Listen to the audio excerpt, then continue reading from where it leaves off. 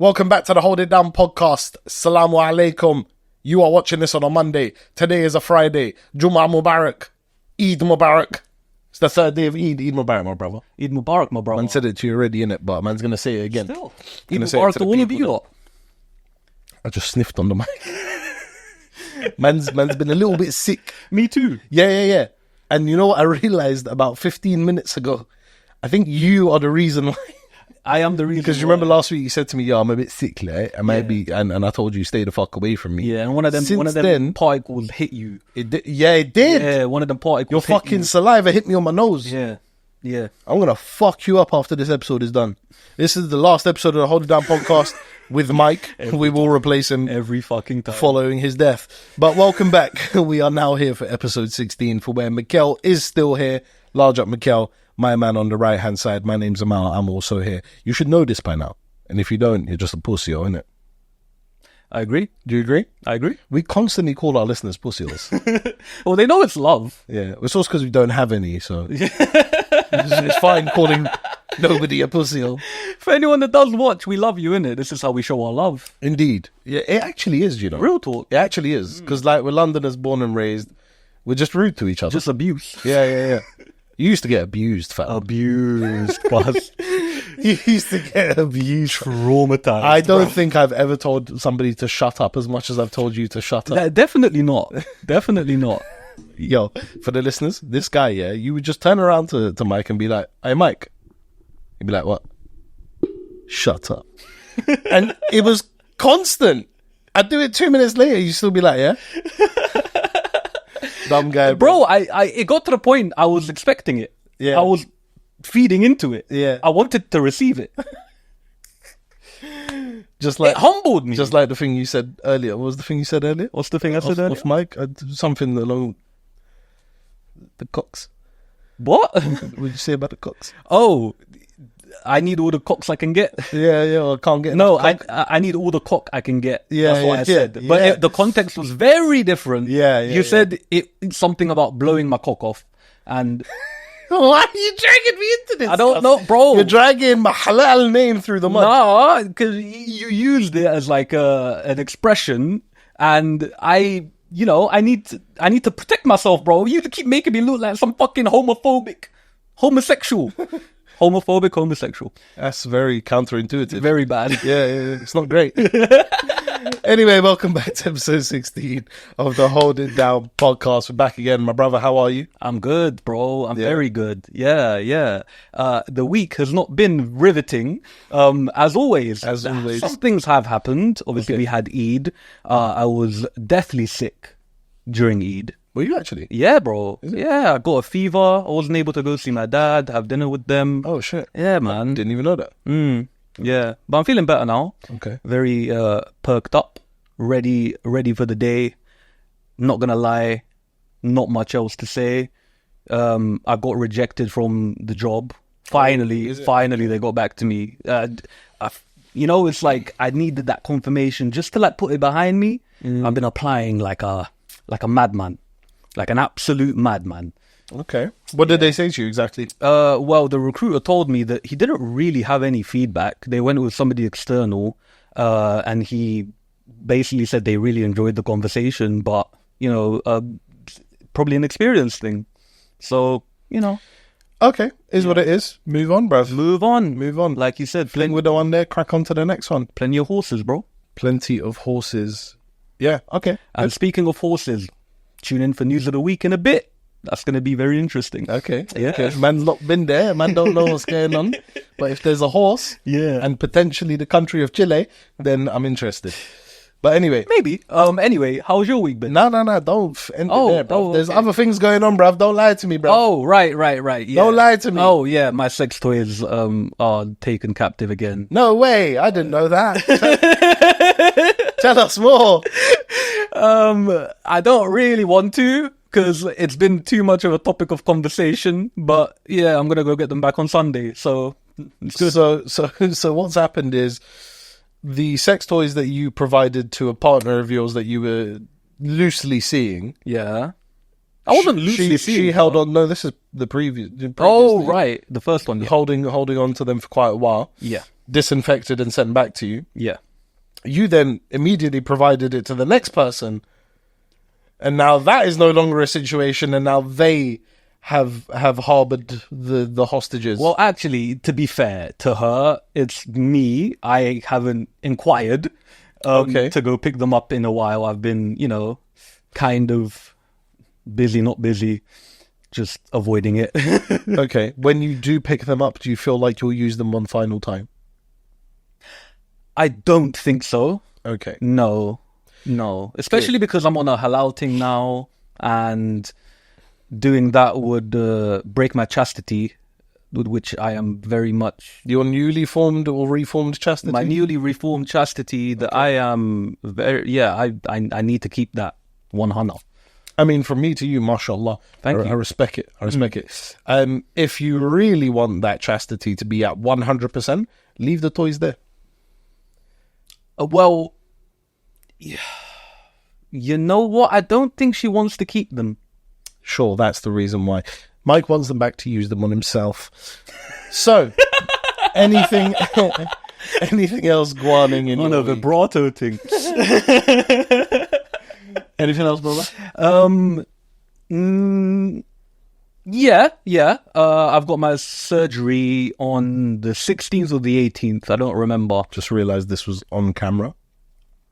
We are not promoting them, but if they do want to sponsor us, we'll take your money. Yeah, we will, and they give you wings apparently. So that's the ad read. Go on. You got your surgery. Yeah, I got my surgery 16th or the 18th. So this may be the last episode we record with my right arm fully functional and not in a sling. So Sling with the one there. Sling with the one there.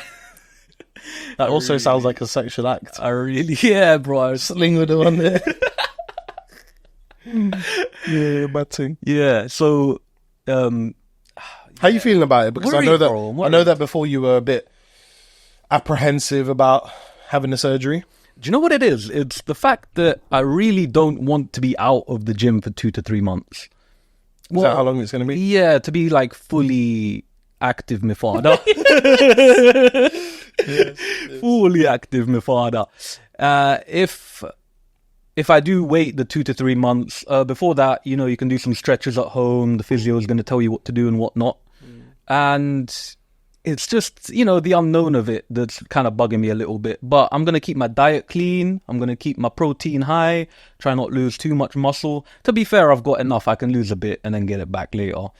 The rehabilitation process is the only thing that's really getting to me a little bit. But it's fine. I know that this is for the greater good over a long period of time. It's got to be done, bro. Yeah. It's got to be done. And listen, even if within those 2-3 months you lose muscle or whatever, just do what you always do. Come back stronger, jump on the Tyrannoball cycle, and... Tyrannoball? Yeah. Where did you learn this? Don't worry about it. Don't worry about it. I know things. You know things, yeah. I'm a doctor. Yeah. I'm Tyrannoball's not the only thing, but, Trenbolone, Dianabol, blanking, but yeah. We have a question on the anonymous questions form. Oh, fuck. Please remember this moment when that question is asked. Yeah, okay, cool. Don't worry about it, bro. It'll be fine. I know. It's a shoulder surgery that needs to be done, and it'll be fine, bro. Yeah, and it's keyhole surgery. It's not like open shoulder surgery. I'm gonna be fine. It could recover a lot quicker than I think. It depends entirely on like what he does in there. He's going to get a little camera in there, view it up, see what the problem is, and then, scrape off some of the dead tissue, fix up the tendon. I've got a labrum tear, like I said, sew that back up, and yeah, we'll see. We will see. Okay. Yeah. That is about it from me. How about you, bro? How's your week been? Not riveting. Every time. Yeah. No, it's been all right. I played football yesterday. My legs are dead today.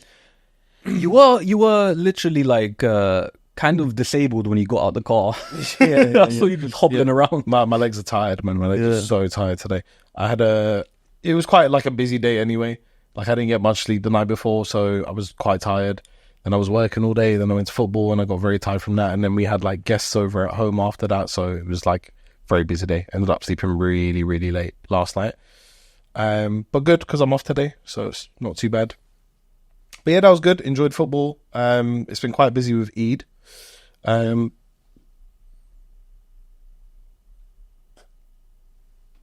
Pardon me. The Red Bull gave me burpees. It's been quite... Yes, burpees. Are you a child? Yes, I am. It's been quite busy with Eid. It's my wife's first Eid here. Lovely. So that's been quite good. Yeah, had guests over yesterday. So yeah, it's been all right, man. It's been all right in terms of that. Other than that, wedding prep.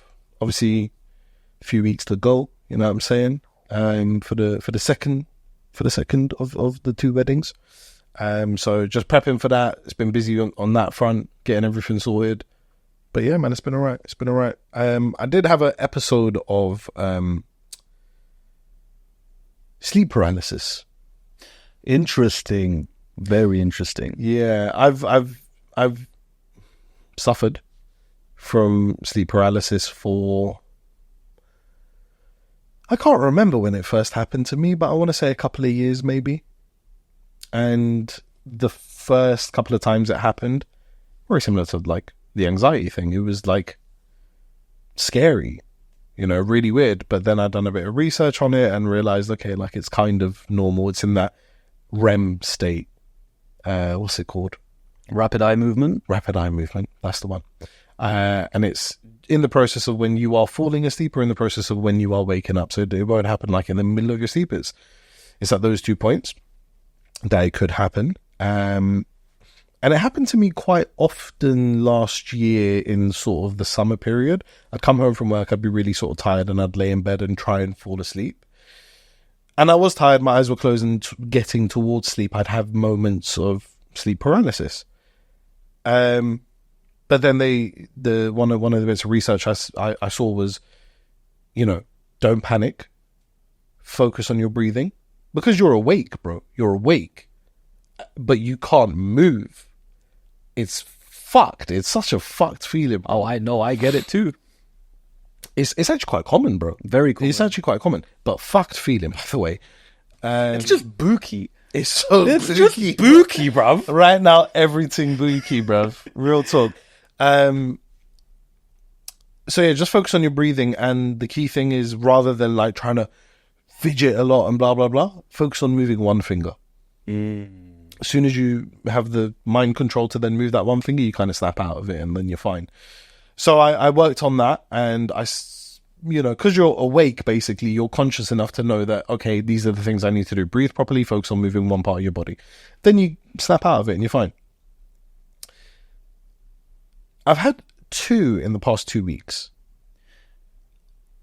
Interesting. I've had them a lot more often these last 2 weeks as well. Is it? Yeah. That's a bit weird that it's like come up for you and for me. Yeah. It's happened like every day for me whenever I've taken a nap. I'm just going to stop taking naps because every time I do, it's fucked. Yeah. I never used to be a nap person. I mean, I'm still not really a nap person, but last year when I started getting them, I became a bit of a nap person. I'd come home and nap for an hour or two. But yeah, not massively a nap person. The one I had a couple of weeks ago was, I don't know. I've not had any hallucinations. I've not had any sort of chest pressure or anything like that, or feeling like somebody's sat on my chest or somebody's in the corner of the room. That would bug me the fuck out. I'll tell you what mine was because I remember it, but go Big on. bomber clot spliff or bossing on me. I don't want to know about that, but say no more. You can tell me about it. I'll cover my ears. Listeners can find out.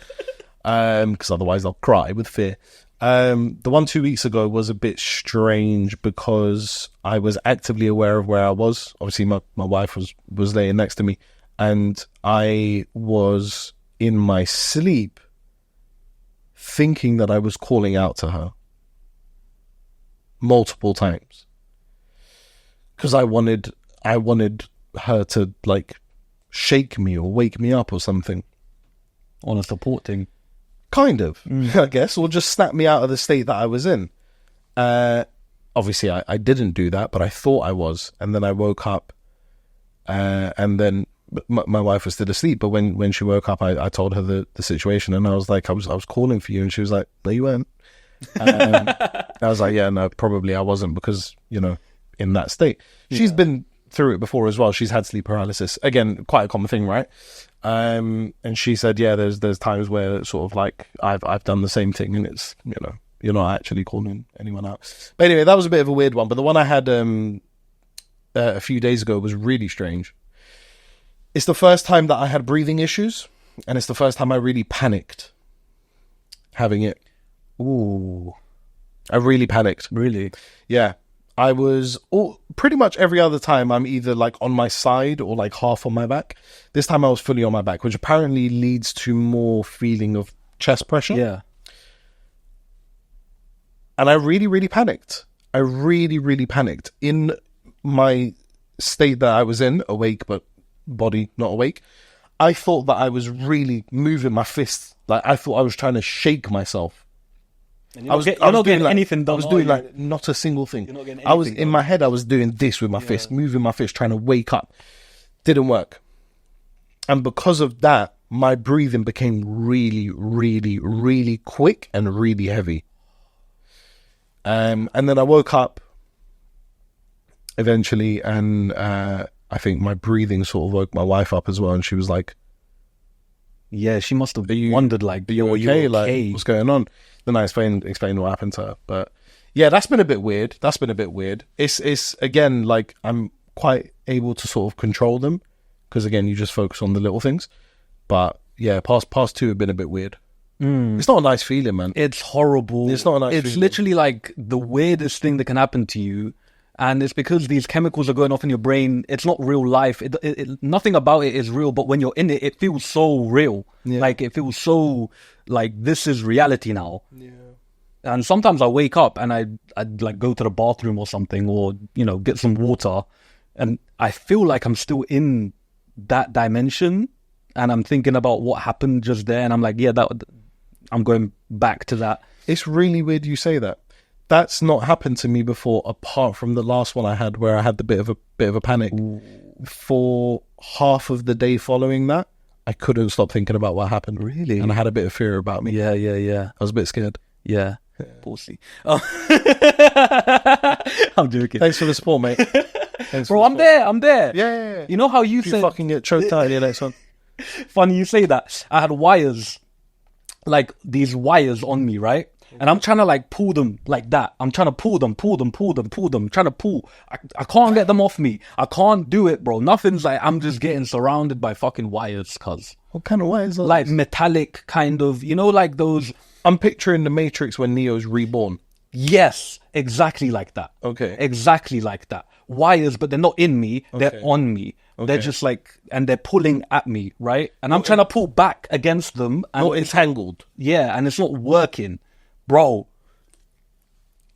in the moment you're like, why is nothing happening? And I've had other ones where I'm trying to like fight or something, and my fist is going at like 5 milliseconds an hour, bro. 5 millimeters an hour or something. Your voice just had the most amazing break. I know, because I'm actually shook. My fist. God, sorry, I'm still ill.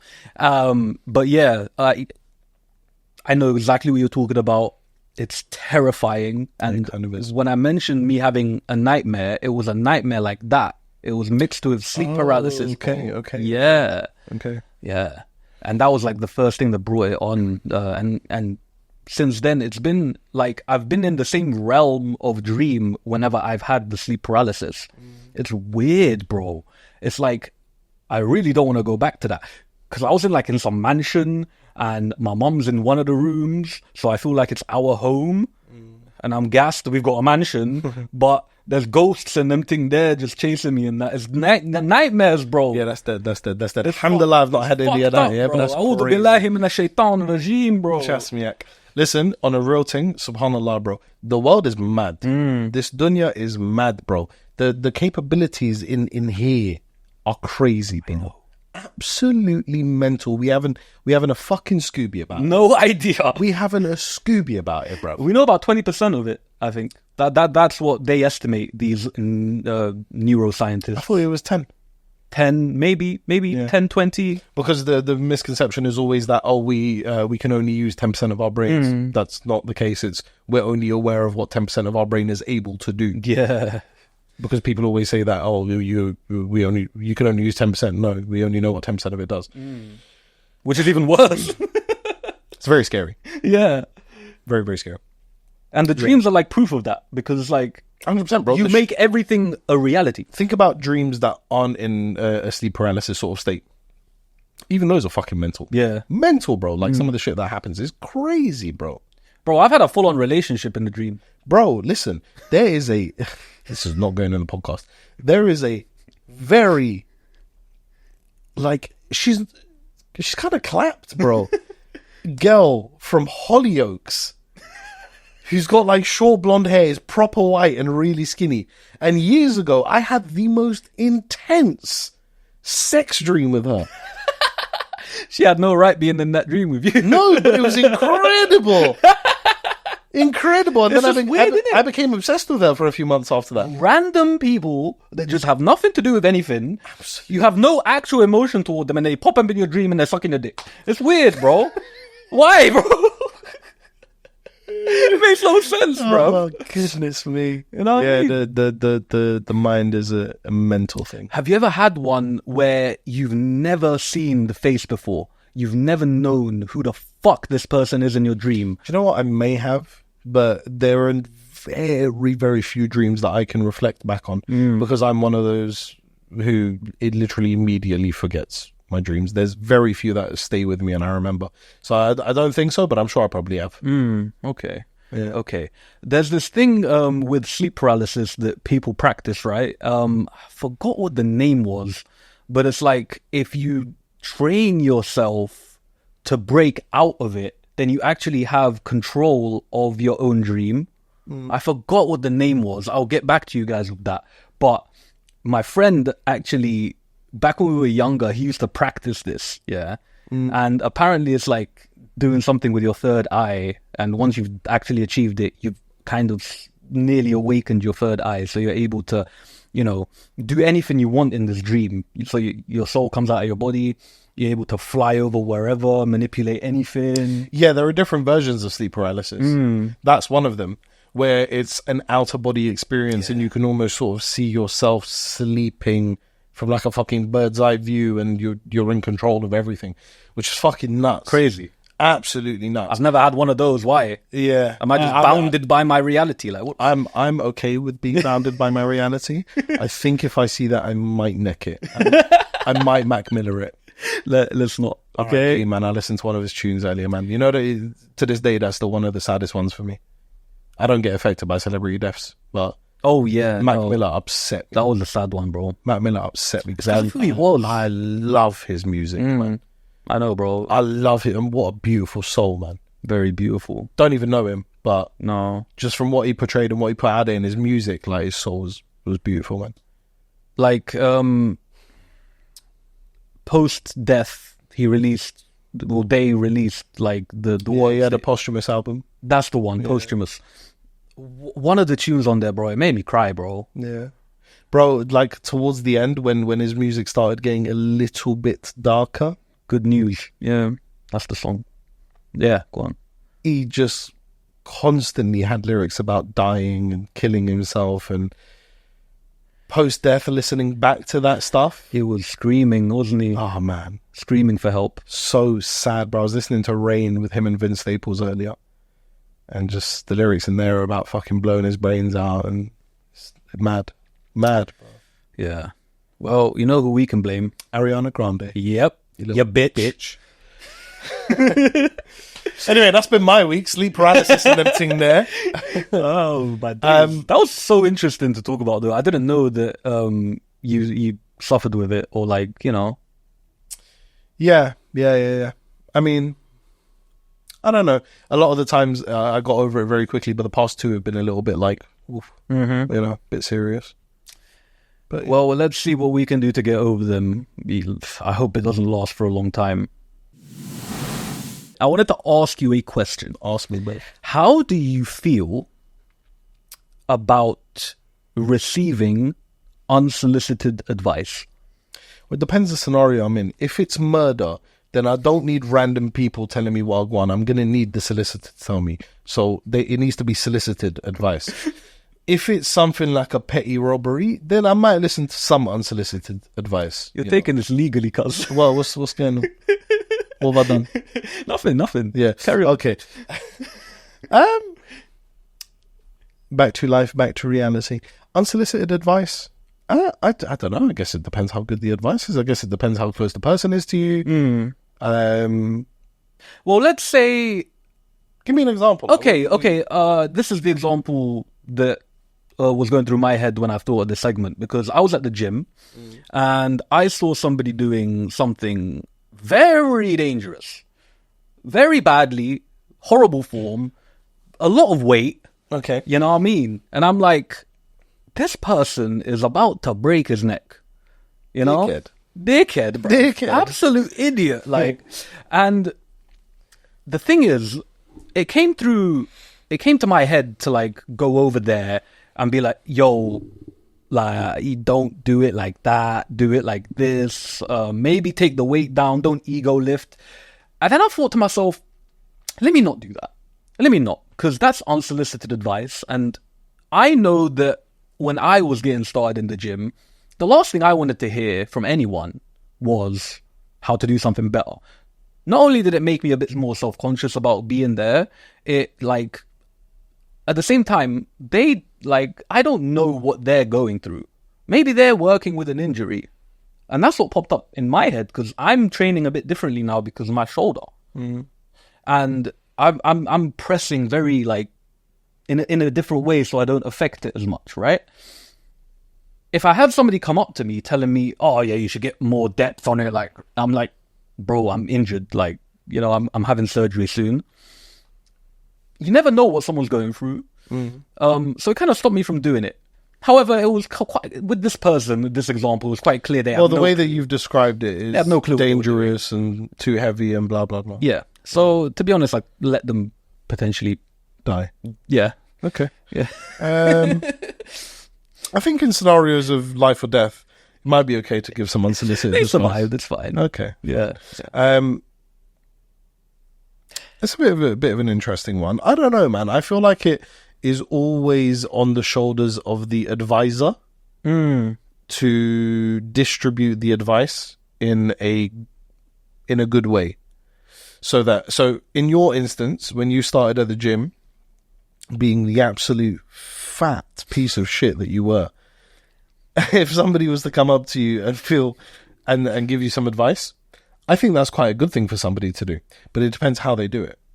So if they come up to you and say, hey man, you're starting the gym, like, that's amazing, keep going, like, wonderful, I want to give you a couple of tips because I've seen what you're doing and I want to try and help you. If you're open to that advice, let's have a chat. Like, I'm going to try and help you. That will probably make you feel a bit better. And if they come in with the whole, what you're doing is amazing, keep it up, blah, blah, blah, that will act as a motivator rather than to make you feel self-conscious. So I think it depends on who's giving the advice and how they give the advice. If they come up to you and be like, rah, bruv, you're doing this like mad wrong and that, talking down on you, you know what I mean? Then it's a different thing. Yeah. If they're being condescending, different thing. You need to know how to deliver the information. Yeah. You know, and that's what I've learned over the years.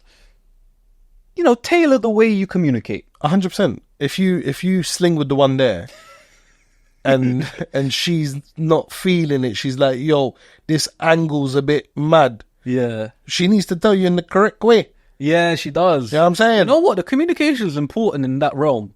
100%. Oh, it's very important. 100%. If you like it done a different way, real talk, tell me. I'm here to give you the pleasure you require. It's been a while since I've done this. Shout out Shits and Gigs. They had an episode recently with two girls from another podcast called The Girls' Bathroom. Great episode, by the way. And they were talking about they were doing dilemmas, which, by the way, I think we should start doing. They're quite sick. We should. I think there's loads of copy that. It's completely copied. Loads of podcasts that do it. I know. It's actually quite sick. It's engaging. Yeah. So they were talking about dilemmas, and they were talking about, what were we talking about? So one of the girls from The Girls' Bathroom on this episode was talking about how it is very important to communicate that to your partner, but it's how you communicate it. Like, if there's something that doesn't like turn you on, don't say to them, this doesn't turn me on, don't do this. Just be like, I'd prefer if you'd done this. Like, I find this really sexy. Like, do this. She's a bad man for that. You know what I'm saying? It's the way you communicate it. I've been in a situation where a girl has lost your phone. I wanted to make that joke last week, so I've done it now. It's not a joke. It's not funny. And I am sorry to both you, the listeners, and my parents. I've let you down. Should have never been born. Sorry, but that's very deep. That is so deep. That's really deep. I hope your surgery goes wrong. It's all right, it will. No, I'm joking. What was I even saying? Yeah, I've been in that situation where a girl has communicated it to me a bit kind of aggressively, and it completely shut down everything. Everything went down out of service, cuz. If you know what I'm telling you. You know what I'm telling you? Flaccidity, cuz. Straight up, bruv. I was on the brink of a little, I was on the brink of a little rise up machine. And it just shut down the machine, cuz. You see the guy that a dickhead sometimes. Such cunts, bro. I'm not going to ever tell you, bruv, stop using teeth like that. I mean, I might, but I will say it differently, Like, you got to be, you got to keep them in the moment. Keep them with the passion, Yeah, that is actually really important, because the whole act is very, like,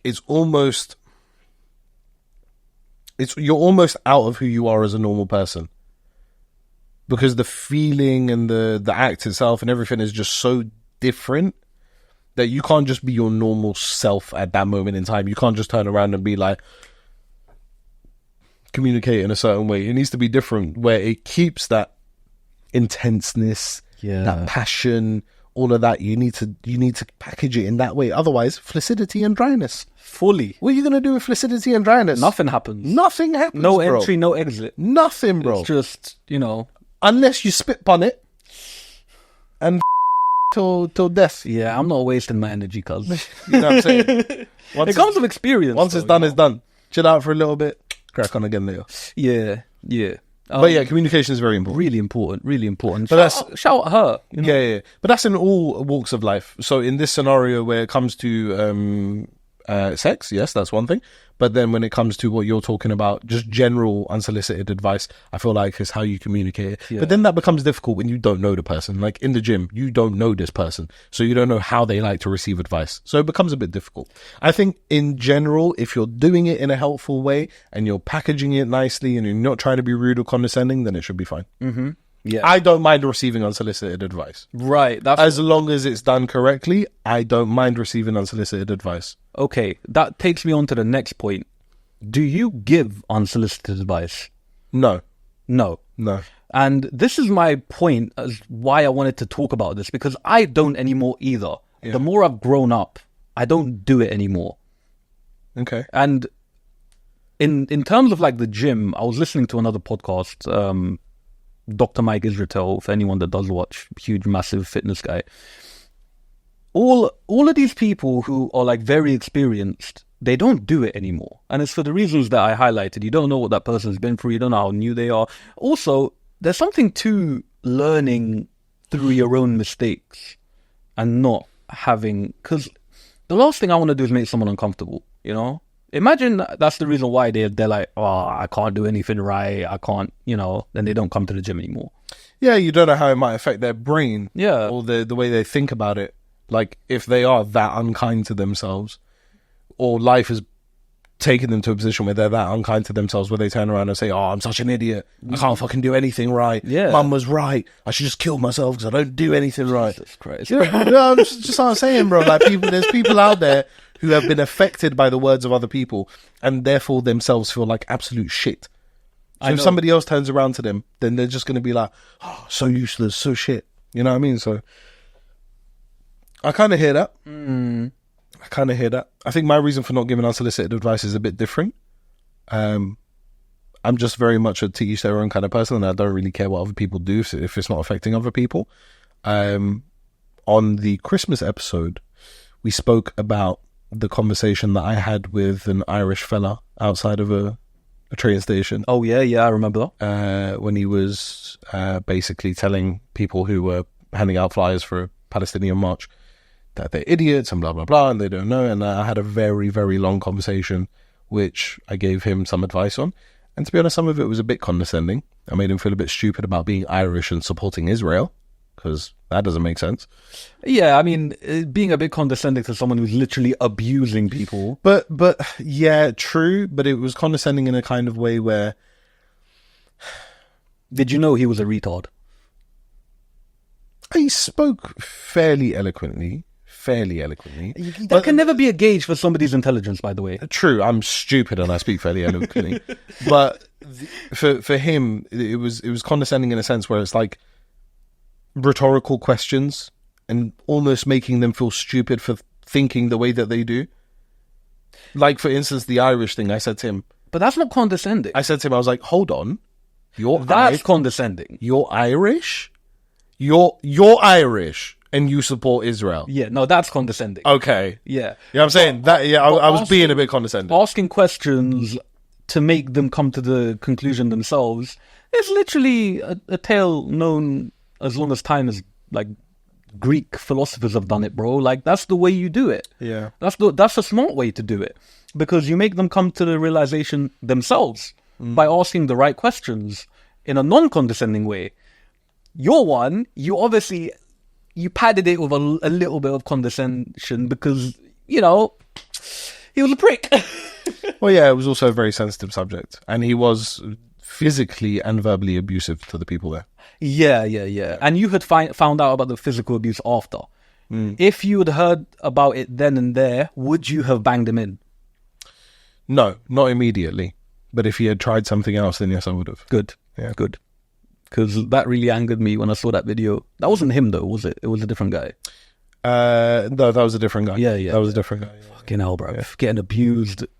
Yeah, it's just crazy to think that multiple people. Yeah. Crazy, bro.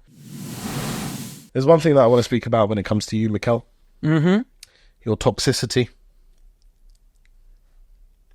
Oh, no. What's wrong with you, Mayk? What are you talking about? What's wrong with you? What the hell are you talking about? Why are you like this? Tell the people what you did. Why don't you tell the people what I did? Tell the people what you did. I don't know what you're talking about. Texted your ex. Oh. And made her she deserved it, bruv.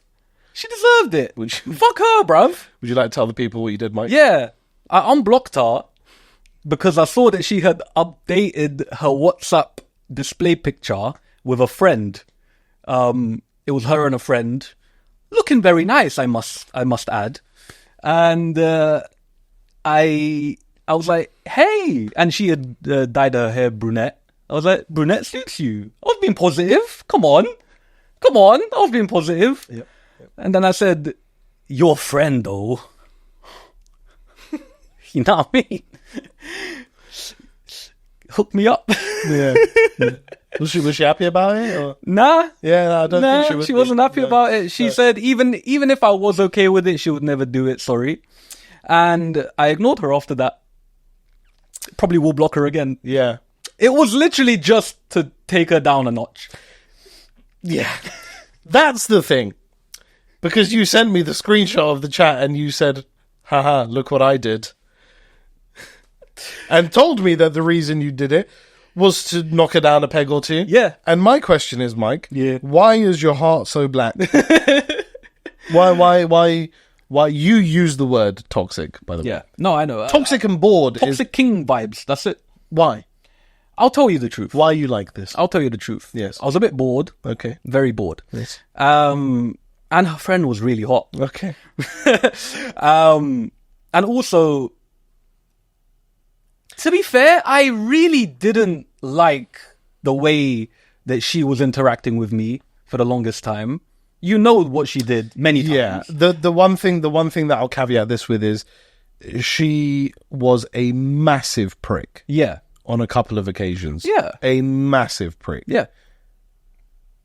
But I got really holy on that night. You did. Holier than thou. Sanctimonious in them thing there, bro. I don't know what came over me. I really don't know what came over me, but I had a consciousness and a heart of love like I haven't had in a long time. I constantly told you that this is just not good for your own soul. Bad for my spirit. It's bad for your soul, man. Mm-hmm. It doesn't matter what somebody does to you. You shouldn't hit them with the return 1-2 combo. Don't need to do it back to them. No? It depends on the situation, right? Yeah. There are some situations where you need to Martin Luther King it, and there are some situations where you need to Malcolm X it. Yeah. You know what I'm saying? Like, in this particular scenario, it doesn't feed your soul to Malcolm X it. No, it doesn't. You need to Martin Luther King it. I do. But there are certain scenarios, like, you know, the haters of Palestine, where you need to Malcolm X it.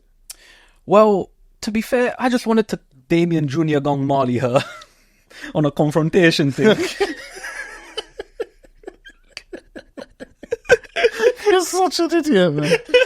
Why do we do this? Why do people listen? They don't. So I understand now. They watched the first few. We got really high numbers in the beginning. They saw the content, who we are and what we say, and we're like, meh, fuck this. We're not listening to these idiots. They're not worth it. Fuck them. That message I got, which said not another podcast, I finally understand what you mean, you stupid bitch. Yeah. Anyway, that anger was unreal. No, honestly, bro, I do understand what you're trying to say. I fully take it on, and I accept it too. I shouldn't do that. I know I shouldn't. I'm not that low. I'm not that guy. Yeah, but listen, not even for her, for you. I know, like, for genuinely for your. Fuck her, bro. You know For what I'm me, saying? I know. For myself, for my own, like, you know, it's not me. But I had a moment, and I wanted to share it because, you know, I've had 2 years of searching for nothing but peace. Alhamdulillah, I have it now, innit? And I'm telling you, it's the only thing that matters, bro. Yeah. And that doesn't bring you peace. No, it doesn't. Stop being toxic. Yeah. No, I'm not gonna do it anymore. Good. Not gonna do it anymore. Good. But you know, fuck her, bro. Yeah, I agree. Gives a fuck. I agree. If I recall, I very, very flagrantly cussed her out on this podcast as well. Yeah. She has no idea. Nah. Clearly not. That's fine. You know, she looks... Send it to her. I know you guys watch. So, God. you know? She looks like shit. I don't know why I added that part in. Because she does. Yeah, she does. I'm very curious to know about this, and I didn't do the research into it because I wanted to hear it from a horse's mouth. Okay. You proclaimed on your Instagram story this week that Jay Shetty is a fraud. Right. I would really love to know why. By the way, before we get into that, he is beautiful, man. Gorgeous. Look at the eyes, bro. Eyes, man. Oh my God. He is so beautiful. But yeah, go on. Do you know what it is, bro? All right. You know who CoffeeZilla is, right? He exposes fraudsters online. Logan Paul, a lot of these crypto scams and whatnot, right? He did a video interviewing somebody who did an expose on Jay Shetty. Essentially, he sells a course. He uncovers scams, fraudsters, and fake gurus that are preying on desperate people with deceptive advertising. Yeah. Yeah. And that's exactly what Jay Shetty was doing. Deceptively advertising. So he's big on mental health, right? He's very big on... Who? Local Shetty? Jay Shetty. Local Shetty, yeah. Okay. He's very big on it and preaching to people what they should be doing, and a lot of people listen to him because they feel like, you know, it's just a load of bullshit, bruv. It's a load of nonsense. It's a load of self-righteous crap. And I'll explain why. He sells this course. Thousands of pounds, by the way. Thousands of pounds per person. Shetty. Does he? Yeah, bruv. Yeah. Every man's got courses Teaches you these how days. to be a mental health guru or something. What kind bro. of course are we putting out there for the people? Soon come, bro. How to be a fucking clown. We'd actually excel in that. Bro, well. it would be, juggling and things. John Wayne Gacy. Wow. Yeah. Crazy.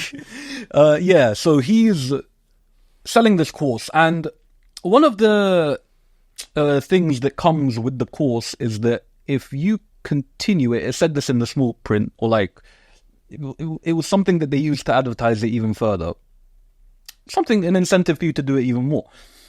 you can go on to do a master's degree at this university if you continue it. Some stuff like this. Turns out, this guy called up the university. They were like, we are not at all in ties with this course. We don't know what the fuck you're talking about.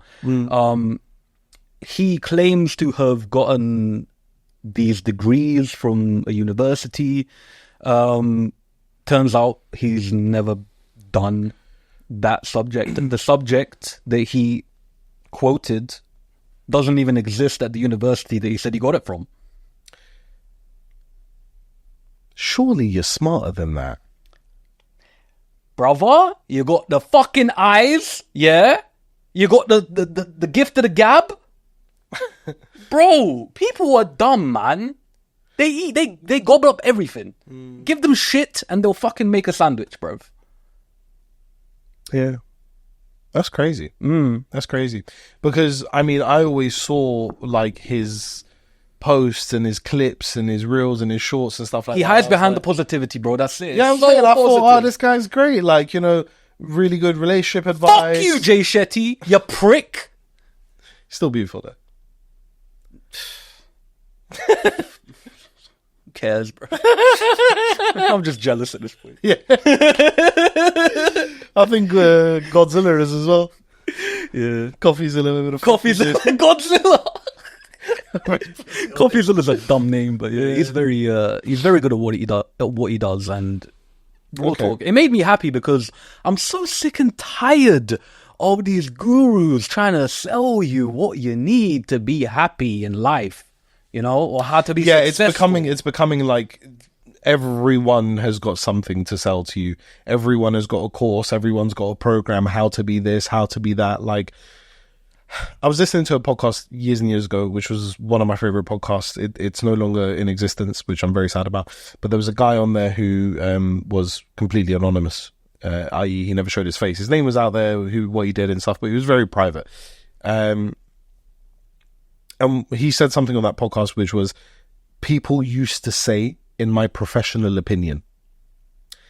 And people don't need to say that anymore. Now everyone's just got an opinion. Now people just say, in my opinion. The phrase, in my professional opinion, doesn't exist anymore. Mm-hmm. Because you don't need to be a professional. You don't need to be to be taken seriously. Like, everyone can just sell you their shit. Like, my man doesn't need to have the degrees and whatever. He can just have some nice advice. I give good advice about things sometimes. Sell a course, bro. Make millions. You know what I'm saying? I'll just fucking do that. Like, it's ridiculous. Quite upset that I'm not upset. I don't give a shit, but... Oh, and there was something about him being a monk, right? Him saying, oh yeah, I went to study to be a monk. Or like, he went to do a retreat to become a monk. This is one of his things, bruv. It's one of his selling points. Yeah, he went to Tibet or something. And, bro, it turns out it was just like a fucking retreat for a few weeks that a group of people went and they come back. He didn't learn to be no monk. He just went to visit it to see what they're doing. So he's not a Tibetan monk? No, bruv. He's nothing. He's a dickhead. Bruv. Like, he's just a scammer. Another fraudster. Fuck you, Jay Shetty. Suck your mum. Yeah, there's loads of them out there, unfortunately. And taking money from people, bruv. Yeah, that's the sad thing, innit? I was curious about that because I saw you post that, and I thought of him as always as like quite a positive, nice person, very attractive. But it all makes sense because, you know, he constantly sits down with Jada Pinkett Smith to talk to her about things, and she's a horrible human being. He interviewed Joe Biden. Did he? Yeah. Oh. Imagine that. Oh. A fake fraudster getting an interview with the most important, very declining man in the world. So declining. So it's rapidly mental decline, bro. Man cannot speak. Yeah, like me. And me sometimes. Cool, Jay Shetty, we no longer like you on this podcast. Never liked you anyway. If you'd like to donate your eyeballs post-death, I will take them off you. If you want to come on the podcast to clear your name, we'll do that. If you want to fact check me on anything, we will do local Shetty part 2 for you. Yeah. I'm down, bruv. I am down, bruv. Our boy, our brother, seems to have taken a turn. I don't know if it's for the worse or for the better. But M.R is really capitalizing on vaginal destruction lyrics. The phrase vaginal destruction lyrics is one of my favorite things to come out of 2024. And it does seem that he's had two paths. His career's been split into two halves.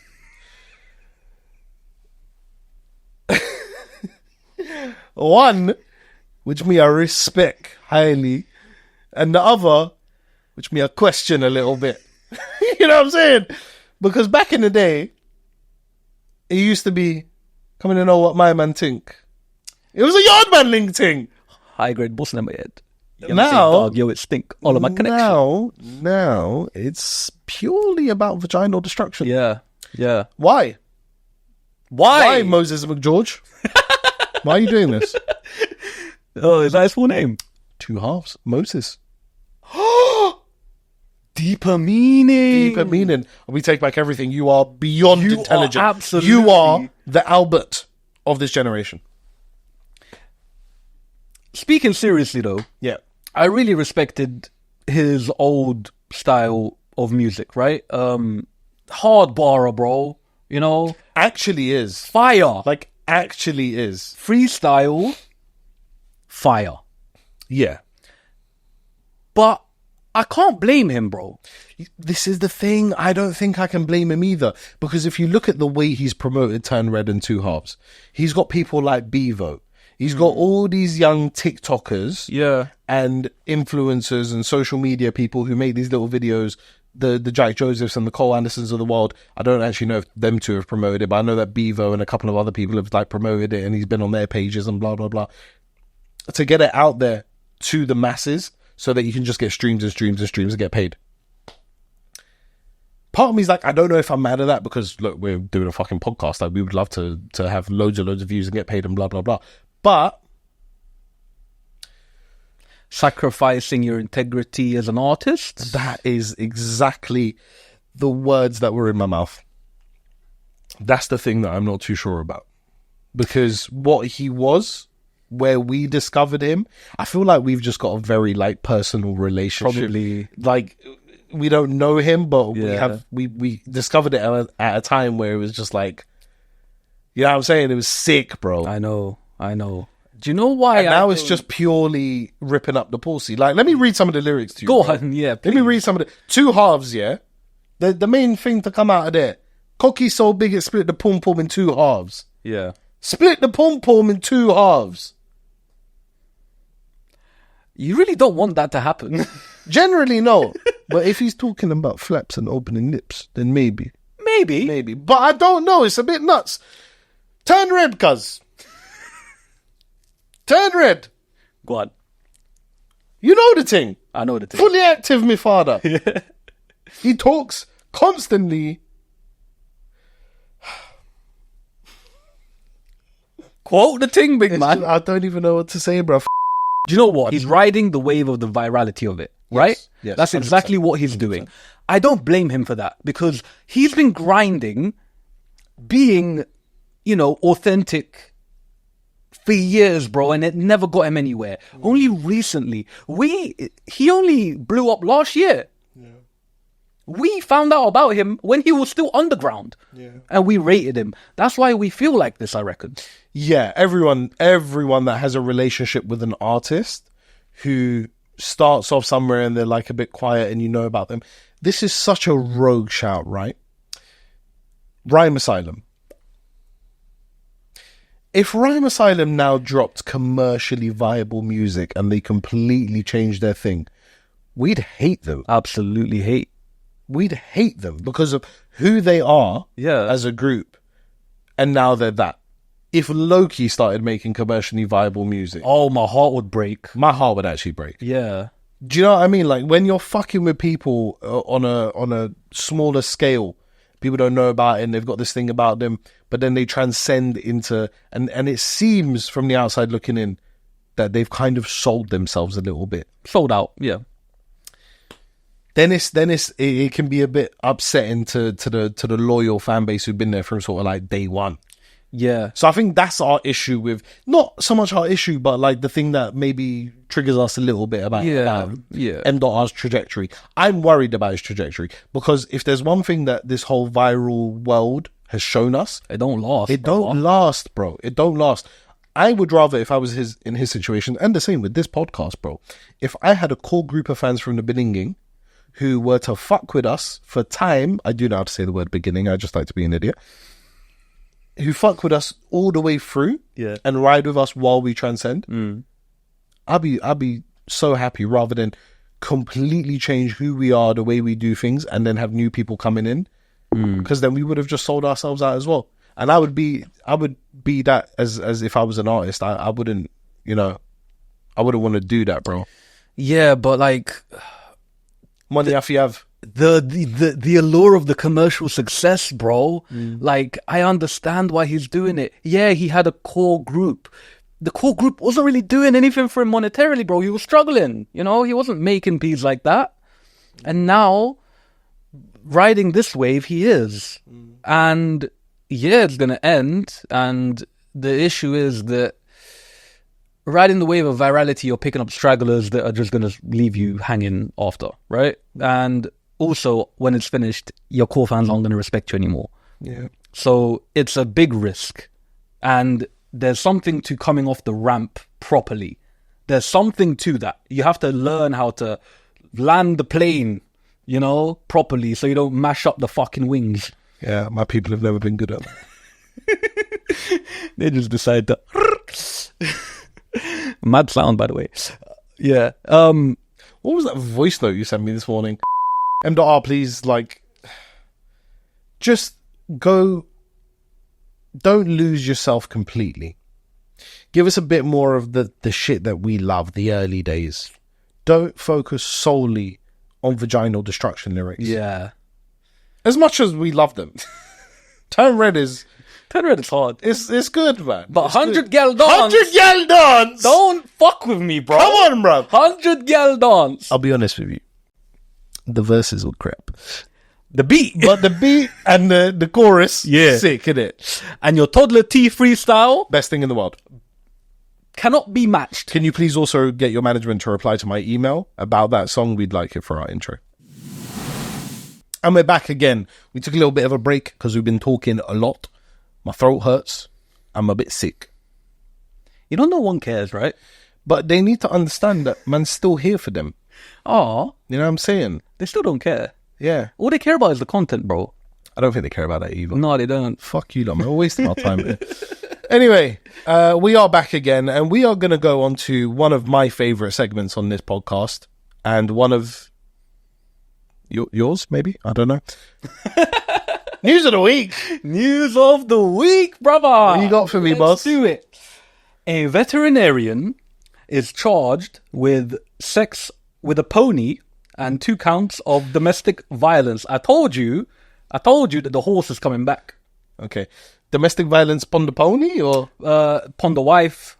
Upon the wife. Upon the wife. Is it that the wife found out that he was having sexual relations with the pony, wife wasn't happy, and then he said, well, if I want to bang a pony, if I want a genuine pony, the thing.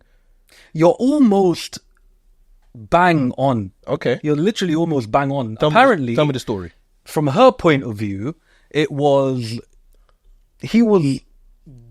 doing something with this pony in the stables, and she caught him, and she was like, what the fuck?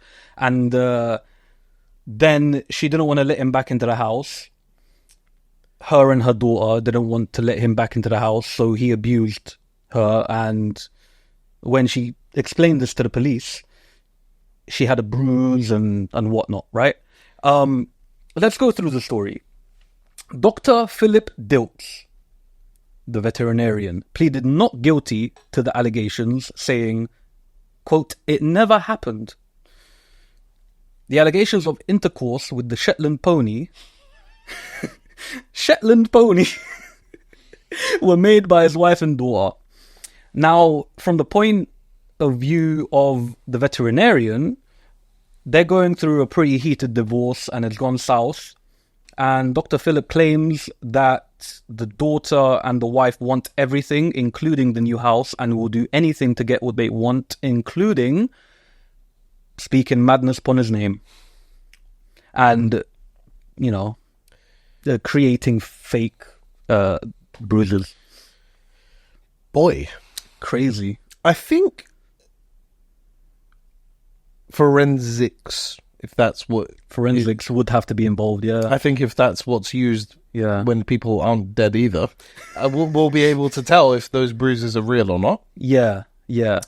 They'll also be able to test for The Shetland pony's anus to see if it's been penetrated by a human cock. that too. And they'll be able to see whether there's any, you know, sperm around the Bony anus residue on the cock. Yeah. Okay. Why do people do these things? I don't know. What?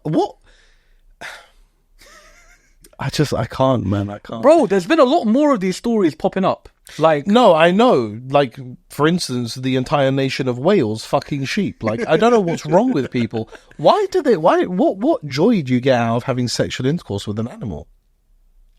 loneliness, I don't know, and it's, you know, you just want to feel the embrace of the anus of a wild, rambunctious pony. I don't know, bruv. I really don't know. It's crazy. If my man did it, now he's got a valid argument here. I believe him. Do you? I believe him. Okay. Yeah, I believe him. I think I know what some gal are like. yes. So I wouldn't put it past the Galdem species to turn around and create a story like this. Yep. Car, I've heard mad stories come out the mouth of Galdem. Mm-hmm. You know what I'm saying? When they're trying to make things seem a Yeah, certain you know what I'm way, saying? get people on their side and them things. I've genuinely been in this situation, not myself, but somebody else, and I was caught in the middle of it. It was a mad situation, mad story. Accusations are crazy, bro. I went on to for years after that. We're not putting that in. He's a madman, you know. Flappy. Woo-hoo! If my man did it, he deserves to be... I think he deserves to be killed. He's raped a pony. Yeah. You're telling me the pony wanted to be bummed? Definitely not. But the charges will never reach like death sentence. No, they're not even. know. They're not even going to reach prison. Probably there's probably going to be a hefty fine, and that's it. It's not like it's not crazy in the courts for being caught doing this. Yeah, but It's weird, bro. I mean, he'd probably go to prison for the abuse. I Probably, imagine. yeah. It's probably a combination of the two. But I honestly do believe him. I don't know. It just doesn't sound a veterinarian. Well, to be honest, bro, how many priests have touched little boys? You're really foreshadowing stories here. Really? Yeah. Dr. Death? Yeah, Dr. Death. You know what I mean? Like, these are people who take advantage of the situations that they're put in. Yeah. So, you never know. Well, we'll find out, I guess. We'll wait for the test results. Yeah. Oh, if you have done it, The test results are in. I'm joking. Don't know. you actually had me there for a second. If you have done it, you're pathetic. Yeah, you're a sicko. You're actually pathetic. Literally, Like, you're a sicko. how do you get to the position where you have to have sex with an animal? Like, just 5-knuckle shuffle, man. Yeah. Seriously. Come on, man. Pay for it. Worst case scenario. Come on, bro. Yeah, like that's fine. At least there's a transaction. It's Everyone's not fine, but it's a human being at least. Yeah. Christ almighty. I feel bad for the pony more than anything. Yeah. But if the wife and the daughter have spun a web of lies here, and the daughter's involved as well. I mean, I feel sorry for the daughter being stuck in the middle of this, by the way. Whether he has done it or he has not. That's horrible for her. Yeah, you're mashing up the daughter here. But the thing is, the daughter's on the side of the mum. But that may convince me, depending on her age, that it could be true. But if she is deceitful, that's the word. See? I'm stupid. If she's deceitful, Mad. yeah, I'm saying they have taught the young sket in the ways of the older sket. Like mother, like daughter. Question. Yeah. If it turns out that they are lying, what should be their punishment? Imprisonment, but it won't happen. It won't ever happen. No, because how many women have screamed rape and have falsely screamed rape and not been imprisoned? Too many to count. Yeah. Me Too movement, stupid. Not stupid, but mostly stupid. Don't know if that's going to stay in. Shall we move on to the next one? Yes. Okay. A Kentucky man admits to faking his own death to avoid paying over 100 grand in child support. Jesse, age 39, admitted to creating a fake death certificate for himself using stolen credentials from a doctor. He accessed the Hawaii Death Registry system in January 2023 using details of a doctor living in another state and created a case for his own death. He then assigned himself as the medical certifier for the case and certified it. This resulted in being listed as deceased in many government databases. After taking a plea deal, he faces a maximum of 7 years in prison and up to $500,000 in fines. You're fucked up, cuz. You're fucked up. Yeah. You 5x your debt. Yeah. It's crazy. Crazy. And you lost 7 years of your life, man. Okay, no. You see this whole child support thing. Firstly, yeah, you see this divorce rate in the West and that. You see America. I feel like in America it's gotten over 50% now. It is, yeah. Your lot's idea of love and marriage is pathetic, and then you want to turn around to some of my cultured people and say, "Oh, how can you marry somebody you don't know? Arranged marriage." Blah, blah, blah. Shut the fuck up, bruv. Your lot's divorce rates are ridiculous. Yeah. Ridiculous. Dance a yard before you dance abroad. And do you know what? It's gotten to the position where certain people are so empowered with what can happen in the fall through of a marriage that they will actively seek marriages so that they can reap the rewards of when that marriage goes to shit. It's in the same way that a lot of people have babies so that they can be provided a council house.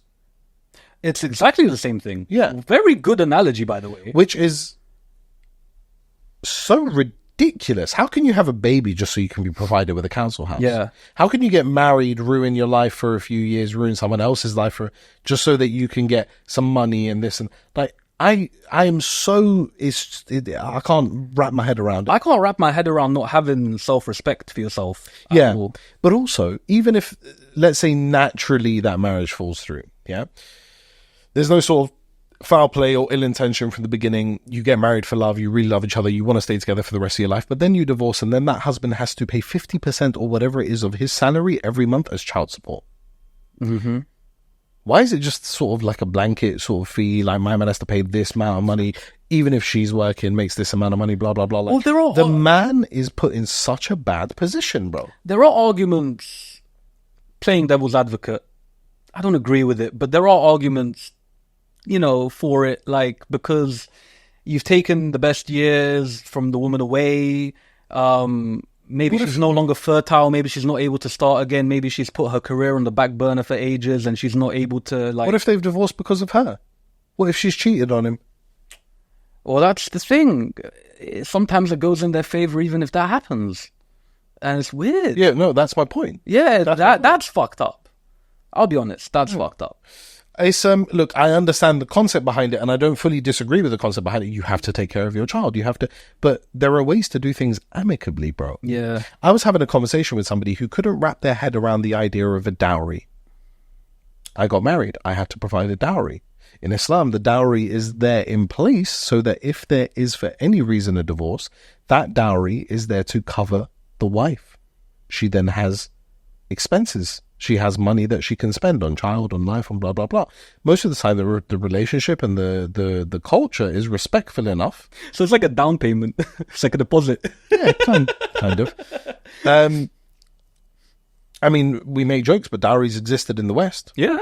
For the longest time. Man, I sell a couple of unpure Shetland ponies for a woman. You know what I'm saying? Like, it happens. So I was having that conversation with somebody and they couldn't wrap their head around a dowry, and I was just like, well, yeah, I don't know, man. It's don't get me started on the West. I dislike the West. It's just going to make me sound very ISIS if I carry on. It really will. You need to really trim it down if you're going to talk. Yeah. You're looking a bit too, Muhammad Hijab right now. Yeah, it's crazy. It's crazy. I feel like my man is a bit of an idiot, because if that is the law that you live under, just do what you got to do, bro. And if your child is actually there existing and they need the funds, just fucking pay the funds, bro. Because now you 5x your debt, 7 years in prison, you've ruined your life. There's a bit of arrogance to it, though, because he's actually quite a good scammer. This ain't the first, like, scam that he's done. Okay. You know? I don't have the information here, and I've kind of forgotten it, but there have been instances in the past where, you know, he's profited a little bit of money, scamming the system here and there. But faking your debt is a next thing, isn't it? Yeah, so it's like, this is a very in-depth procedure. Is it parliamentary? It's definitely not parliamentary, bro. It's not parliamentary at all. It's far from it. Yeah. Yeah. Hang tight, Jesse. Good luck. Yeah. Yeah, man. Large up you, Jesse. Large up you. Do you know what? You tried your luck. Yeah. You chanced your arm. It didn't work. Good luck with the rest of your life. Yeah, real talk. Probably won't end well, but yeah. So, moving on. Go on. Scientists have accidentally made a mouse grow legs in the place of genitals. Okay. Turning off a gene early in mouse development led researchers to end up with an accidental 6-legged embryonic mammal. Okay. So in place of the genitals, two legs, where they turned off the gene. So they made a lorry of a mouse. They made, I don't even think you can call it a mouse at that point, bruv. Well, yeah, it would have. Mammal's 4-legged, cuz, Yeah. you know? Well, usually. I don't know. Fucking hell, bro. Stop fucking with things. You said turn off a gene. Turn off a gene. Can you just fucking turn off a gene? Yeah. Like that? That's mad. Yeah, they Yeah. can do that. Can you turn off chromosomes? Well, there's CRISPR in there, where they can kind of, you know, make incisions at the DNA points, and they're hoping to, you know, get rid of all of these, like, Down syndrome. Yeah, because that would stop that, right? It would, yeah. But there's a lot of ethical dilemmas with Yeah, I was going to say there's ethical dilemmas about this as well, because people are going to turn around saying, you know, animal rights activists and people like that who are like, oh, you shouldn't be testing on blah, blah, blah. You know? Yeah. What were they testing for, by the way? Well, I think they were just, you know, They were just fucking around. They They were bored in the lab and they thought, let's see what this It does. was a project. Yeah, basically. Large up you lot, man. Yeah, but apparently understanding this mechanism will be interesting to uncover why snakes, for example, lack hind limbs, whereas lizards do not. So it could help us uncover more about, you know, development and evolution of animals and whatnot. I don't know how I feel about it. I don't really care about the mouse, you know. And plus, if you're that mouse, Yeah. you've lost your ball sack, but you got an extra pair of legs, you know. Yeah. Literally got, you know, Yeah. a straight up fucking barracuda. I, as a human being, would not be happy if my genitalia were to be replaced by 2 extra legs. But, you know, I'm sure the mouse doesn't think too much about that. And I also don't particularly care about mice. I think they're disgusting. So They're very genetically similar to humans. That's why heard this. people Test on them so much. Yeah. Yeah. They're very easy to bring to term, and you can do mass amounts of testing on a bunch of them at the same time. is that why human beings are quite rat-like? Well, more than ever nowadays, yeah, because we're devolving. Your mouth is moving like a rat. Oh, good accent. Thanks. Bumper clot.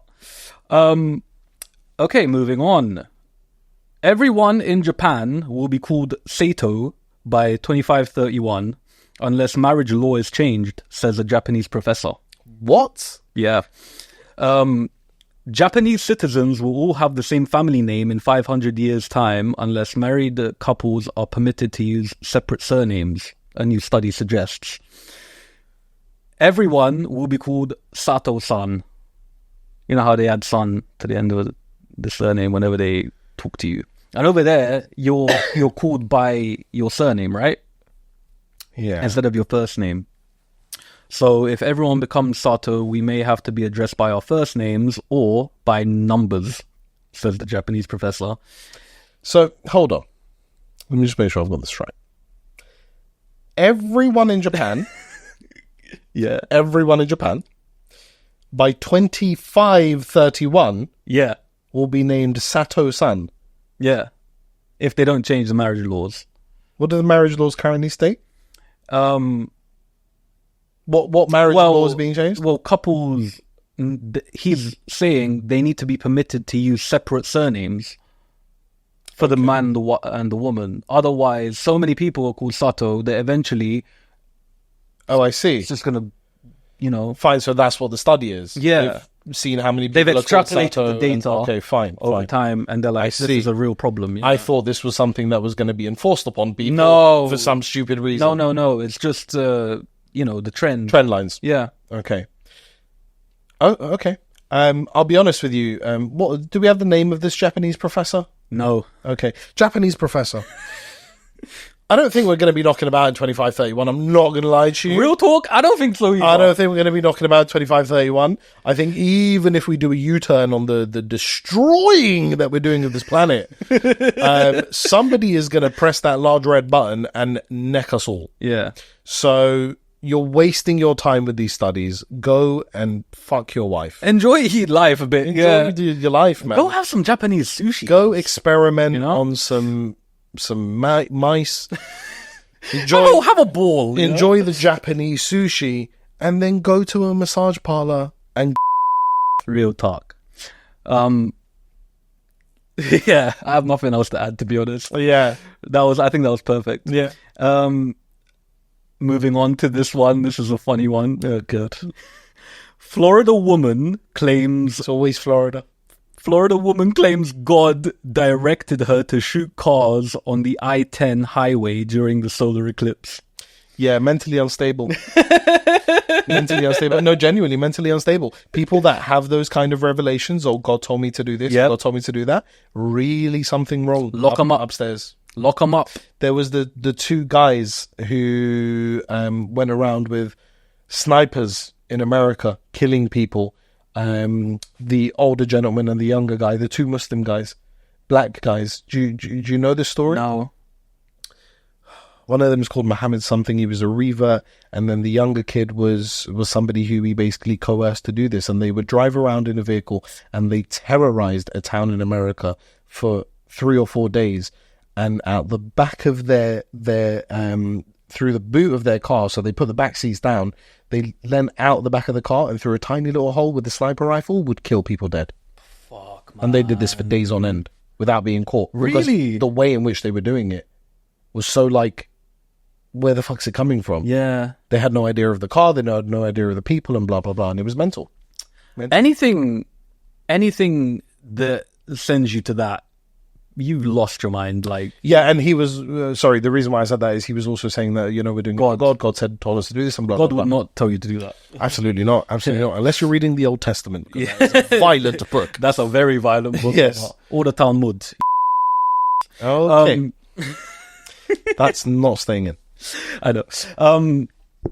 There's more to the story, though. The woman had recently checked out of a local hotel and told the staff that she was going to go on a shooting spree directed by God. So she told people about it.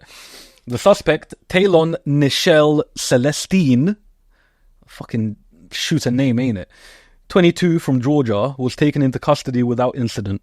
She was booked on the following charges: attempted murder, aggravated battery with a deadly weapon, improper discharge of a firearm. She hit someone in the neck. Luckily, they survived. Crazy. The phrase directed by God is quite funny to me. Don't know why. I can just picture the credits of a movie, director, God. Don't know why that tickled me. Every movie directed by God in a way. This is why people say that microphones need to be made more expensive. Your man them starting podcast asking questions like that. Hey, isn't like every movie directed by God because God put us here? A priest is jailed after refusing to open the door to an ambulance during his gay orgy, during which a man overdosed on erectile pills. Okay. I don't know what to say. I don't know what to say. Gay priest, orgy, overdose on erectile pills.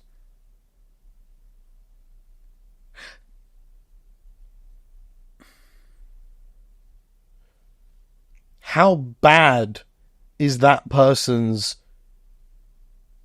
erectile dysfunction that you overdose on erectile pills? Brother, if you're watching from hell... He's alive. Is he? Yeah. He overdosed.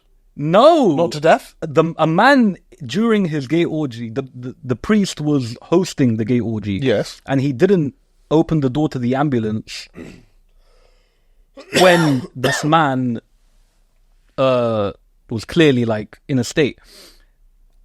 A male prostitute is the one who actually called the ambulance. Okay. Because he was like, what the fuck is going on here? Like, this person's not well. And... Did the person overdosing on the erectile pills die? No, he survived. Okay. Yeah. My friend. If you get to the point where you're overdosing on erectile pills, it's not going to work. You need to deal with the flaccidity. And maybe realize that male anus is not what you want. You're not turned on by it, which is why you're fucking flaccid, because this person shouldn't be a priest.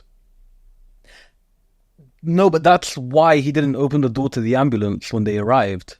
He's obviously shamed about it. He's feeling shame about it. He didn't want people to find out about it. Yeah. What are your thoughts on this story?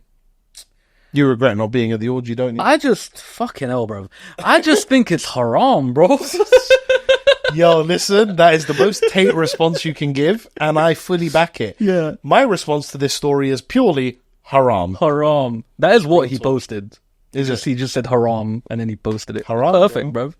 Nothing more you can say. Yeah. What the fuck are you doing? Yeah, real talk, man. Real talk, bro. If you're gonna listen, the one thing that I respect is a strong word. The one thing that I admire is a strong word. The one thing that I accept is a strong word. The one thing that's okay is the fact that he's doing it behind closed doors and trying to, like, stay away from, you know, people knowing and blah, blah, blah. Like, you know what I'm saying? What you do behind closed doors is between you and the Lord. Nah, that got thrown out the window the second you didn't let the ambulance in to save the guy who was overdosed. Yes, of course, now it's out there. Yeah. But, you know. Yeah. At least he tried to keep his gay orgies on the down low. Think about it this way. The male prostitute that wanted to help the guy has a better moral compass than the fucking priest. Yeah. That's fucked up. Yeah, ultimately that priest was selfish enough, and he was selfish. He was so selfish that his shame would not allow him to open the door, and he would have allowed a man to die to protect his honor. Yeah. And you know, not have the shame out there. Yeah. But you can hide from human beings, but you don't hide from God, bro. You're a man of God. Of faith. Yeah. If you're a man of faith, clearly you shouldn't be doing these things. Yeah. So, fuck you, and I hope you die in prison.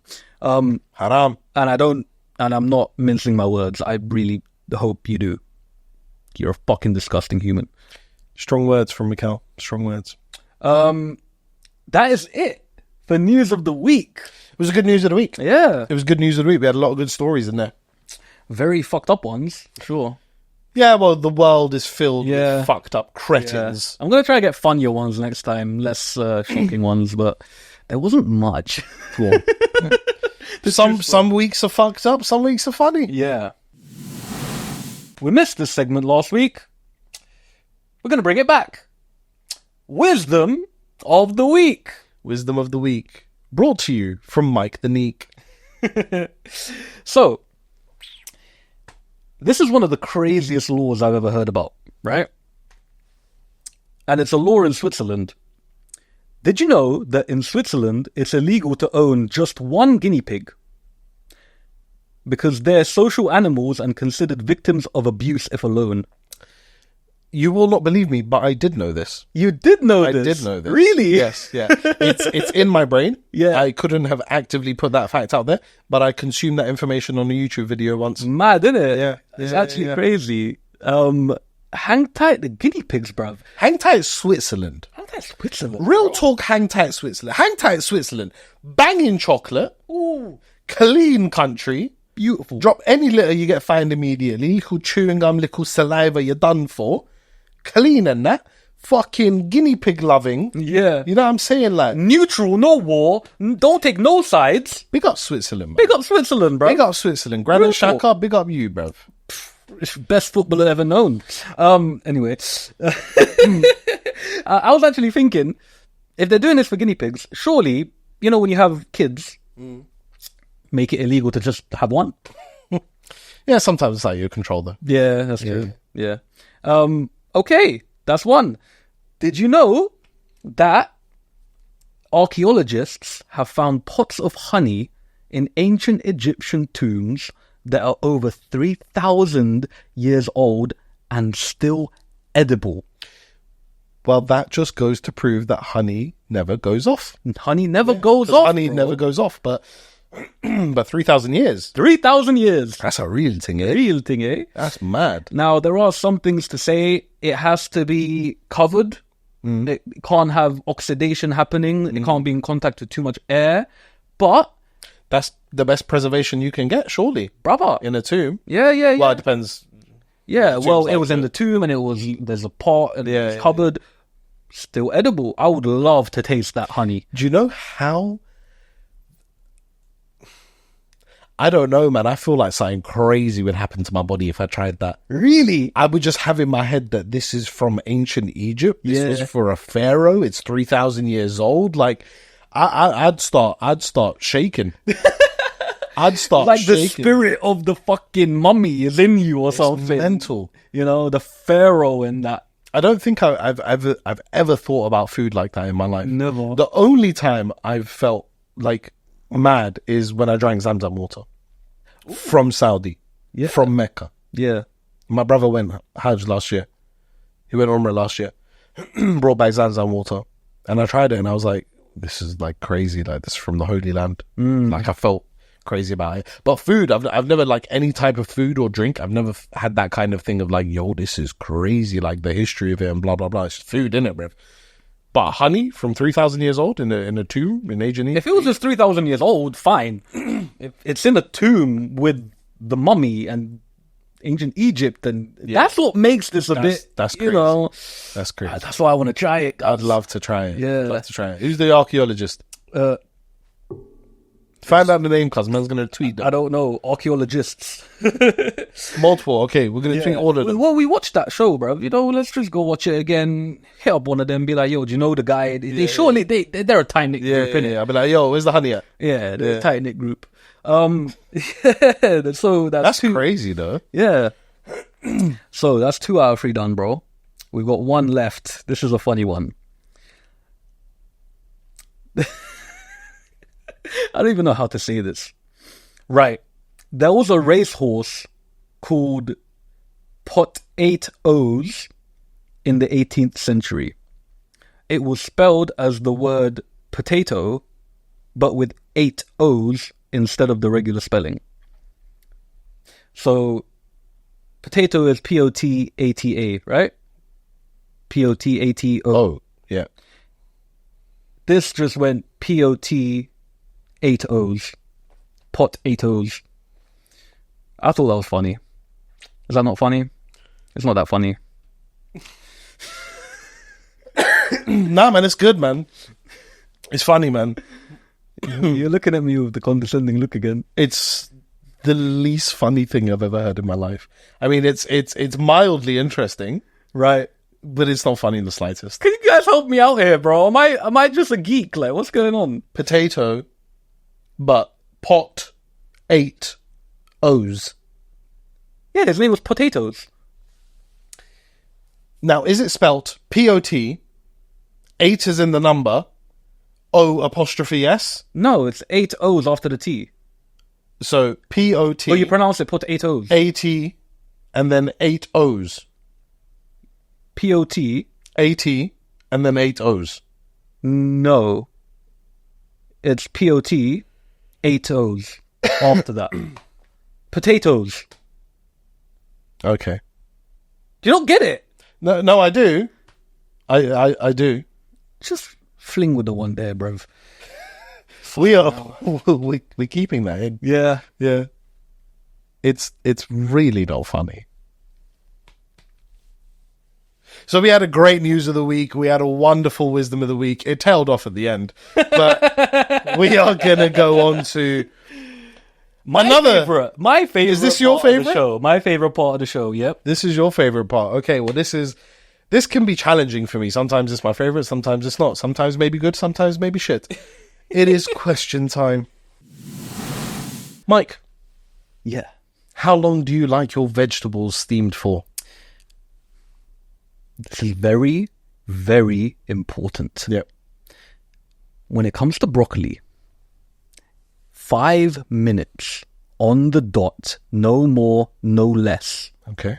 If you do it more, it will turn into a shit color. Less, Too hard. 5 minutes, steam it. Does it depend on the quality of the broccoli? It depends on the size of the broccoli. So when you're preparing the broccoli, they all have to be about yay big, Okay. right? Yay big. Nothing too big. Listen, this is for the people, them. Show the people, them. The people them. How about big? this big Okay. for broccoli, right? Not too big, not too small. 5 minutes on the dot. You have perfect broccoli every single time. And if you are a woman that does not know this and you offer to steam my fucking broccoli and you don't get it right, whew, For any first-time listeners or anybody who has not watched, it's okay. It's okay. It's okay. Stop picturing beating women.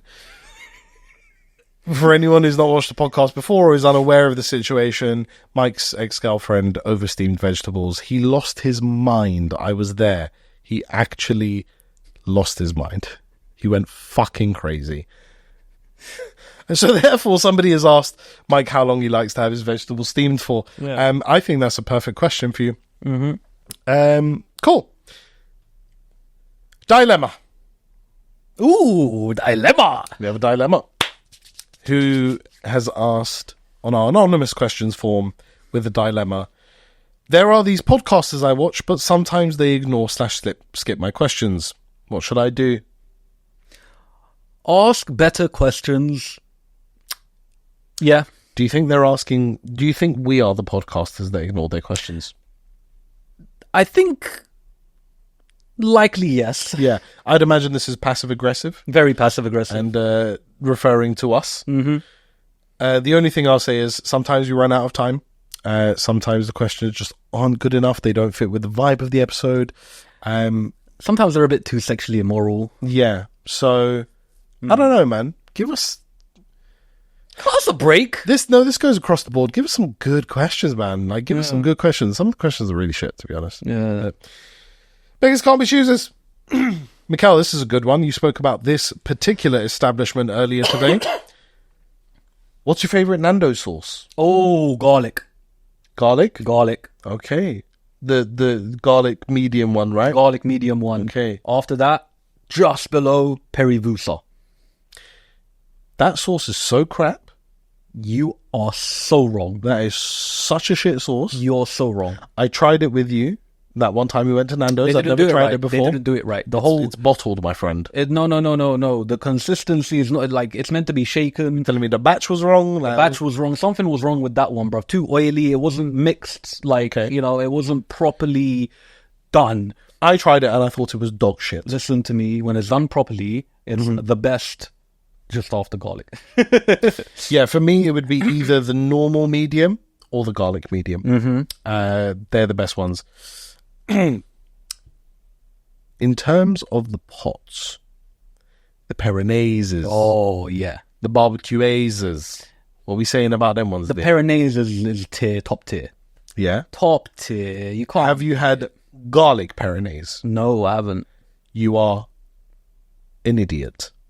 Can we go Nando's after this? Yeah, I've changed my mind. I don't want to go to the. I want to go Nando's. I've changed my mind. I want to go Nando's. Woo! The garlic Pyrenees, Yeah. phenomenal. Beautiful. I'm having it. The barbecue peri, very nice.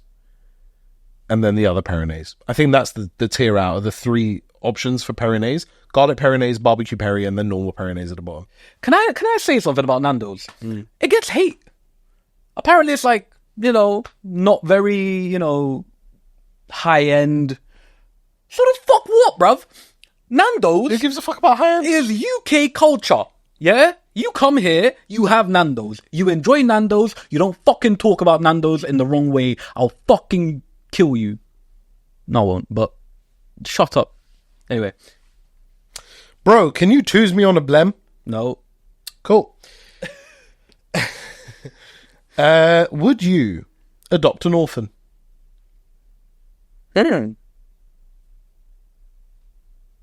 If I had the capability to, I would. If you had the capacity. If I had the capacity to, I would. I would want to, yeah. Yeah? Yeah, I'd want to. Would you go for a black one or a white one? Asian? Fucking hell, bro. Far East? Southeast? I think, jokes aside, Oh, I'm being serious. Would you do a Madonna and adopt a black no, one? I wouldn't do it for my image, no. But You have no image. Would you adopt a black baby? not just for the sake of adopting a black baby. Okay. If the black baby Would you be had adverse to adopting a black baby? No. Do you hate black babies? No, bro. This is the thing. I need to hear the backstory of the baby. This is how the media works, This is how the media works. I need to hear the backstory of the baby. What's the baby been through? The backstory of the baby. Oh, man. You just walk into a room, they bring the baby, and the baby's just there like, yeah, so my story, yeah. Basically, mum left me, fucking caught outside the hospital in front of the bin. I'm here now, innit? I need a rent and that, cuz. See, if that's the story, sold. Yeah? Yeah. I mean, they're an orphan. It's like the most basic orphan story. Would you adopt a Ukrainian baby? Ooh, I don't know about that. Would you adopt an Israeli baby? See, where the baby is from doesn't really matter. I'd adopt an Israeli baby. I would. I'd convert them. If you wronged someone unwillingly at a time where you perceived yourself to have no other option, and years later you were in a better situation and encountered that person, would you apologize despite the fact that they made your life a living hell? What? I'm going to have to read that again for it to fully sit in my brain. I don't get that. Neither do I. I don't think it's worded perfectly. Yeah. There's punctuation in places where there shouldn't be. There's capital letters in places where there shouldn't be. But it sounds like a deeper question. Let's figure out if it actually makes sense. Okay. If you wronged someone unwillingly at a time where you perceived yourself to have no other option, and years later you were in a better situation and encountered that person, would you apologize despite the fact that they made your life a living hell? So I unwillingly hurt somebody. Let's unpack this a little bit. Right. So let me kind of break it down from what I've got in front of me. So there is a person who made your life a living hell. So this person made my life a living hell back in the day. Yeah. Okay. Sure. Fling with the one there. That person made your life a living hell. You have then unwillingly wronged them at a time where you perceived yourself to have no other option but to wrong them. Years later, you were in a better situation. You encounter that person. Would you apologize to them? Wallahi, the question doesn't make sense. It doesn't make any sense whatsoever. Wallahi, the question doesn't make sense. It doesn't make any sense whatsoever. It's not, it just doesn't flow. If you made my life a living hell and I wronged you, good. Kind of, yeah. Yeah. Kind of. And I'm not going to apologize for unwillingly wronging you. That doesn't make any fucking sense. Yeah, the question... Ask it again and get it right, please okay? do, please Because do. we want to answer it. It sounds very interesting. Yeah. But you need to learn how to fucking type. Also, Okay? yeah, real talk. For people out there, those kind of questions are the kind of questions I'd love to receive. Real talk, man. If they can make sense. So that is a question we would love to answer. Please go back on the anonymous form. The link will be in the description of the bio of this particular episode. Good try, though. Yeah, really good try. Please ask it again in English. Wait, just before you move on, do you feel like this is like an indirect to one of us? I feel like it might be somebody who knows us. Ooh. Yeah. Do you know what my immediate thought is? I'm bored. Make me laugh. Pan the camera into his face. That's a joke enough. Yeah. You got a joke for this person who's bored? See, you let your one go early. They were bored on the 2nd of April at 14:01, so I don't know if they are anymore, but 14:01. yeah. Do work, bro. I'm joking. Send in questions whenever you want. Yes. Yeah, no, just fling with the one there, bro. I can't be asked for that. Okay. Okay, sure. What's your opinion on catfishing, and how would you recommend dealing catfishes? I'm sure it means dealing with catfishes. Dealing catfishes is a mad thing, though. It is mental. It is mental. If that is your trade, Yeah, that's kind of sick. I respect it. Bro, have you seen how you go catfishing? You have to like put the fucking fist all the way into the fucking mouth and then pull it out. Really? And that's how you Really? Yeah, That's bro. crazy. Anyway, what's your opinion on catfishing, and how would you recommend dealing My with opinion on catfishing is don't catfish people. If you are not happy with the way you look, just don't cover it up and mislead somebody. That's horrible. Don't fucking do that. That's stupid. You're also just going to fuck yourself up. Literally. You're going to fuck yourself up, because if you are self-conscious about the way that you look and you feel like you need to catfish, whether that be mildly or majorly, when it comes to the point where you've catfished this person enough that you meet and they see you, they're going to have a reaction which is like, what the fuck is this? It's going to be negative and you're not going to feel good about yourself, are you? Yes. Your self-conscious feelings are just going to go even further. Mm-hmm. Mm-hmm. So you're kind of fucking yourself up. Yeah. I certainly don't recommend catfishing. I think you just need to be authentically yourself, look the way you do, be the way you are, unless it's a bad person. Yeah. And somebody will love you. Yeah, man. There is somebody out there for everyone. Yeah, and maybe like manage your expectations a little bit. If you are considering catfishing, maybe consider lowering your standards before you start catfishing and go for somebody who's more your level, you know? I think the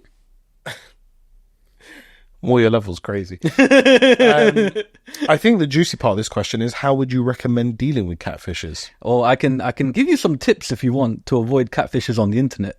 You been there? Been there. Okay. Been there. Tell us more. So, number one, always look out for the ones that are very close-up pictures. Yeah? If they don't have any long-distance photography going on, be very skeptical. Likely a catfish. Many of these women, Facetune, face in, slimming, mud. Really? Real thing. You are well versed, my friend, because that makes sense to me, but I haven't thought about that. Yeah. Ever. Yeah. And the neck. I was never an online dater though, ever. Like I never had but I never ever used any of it.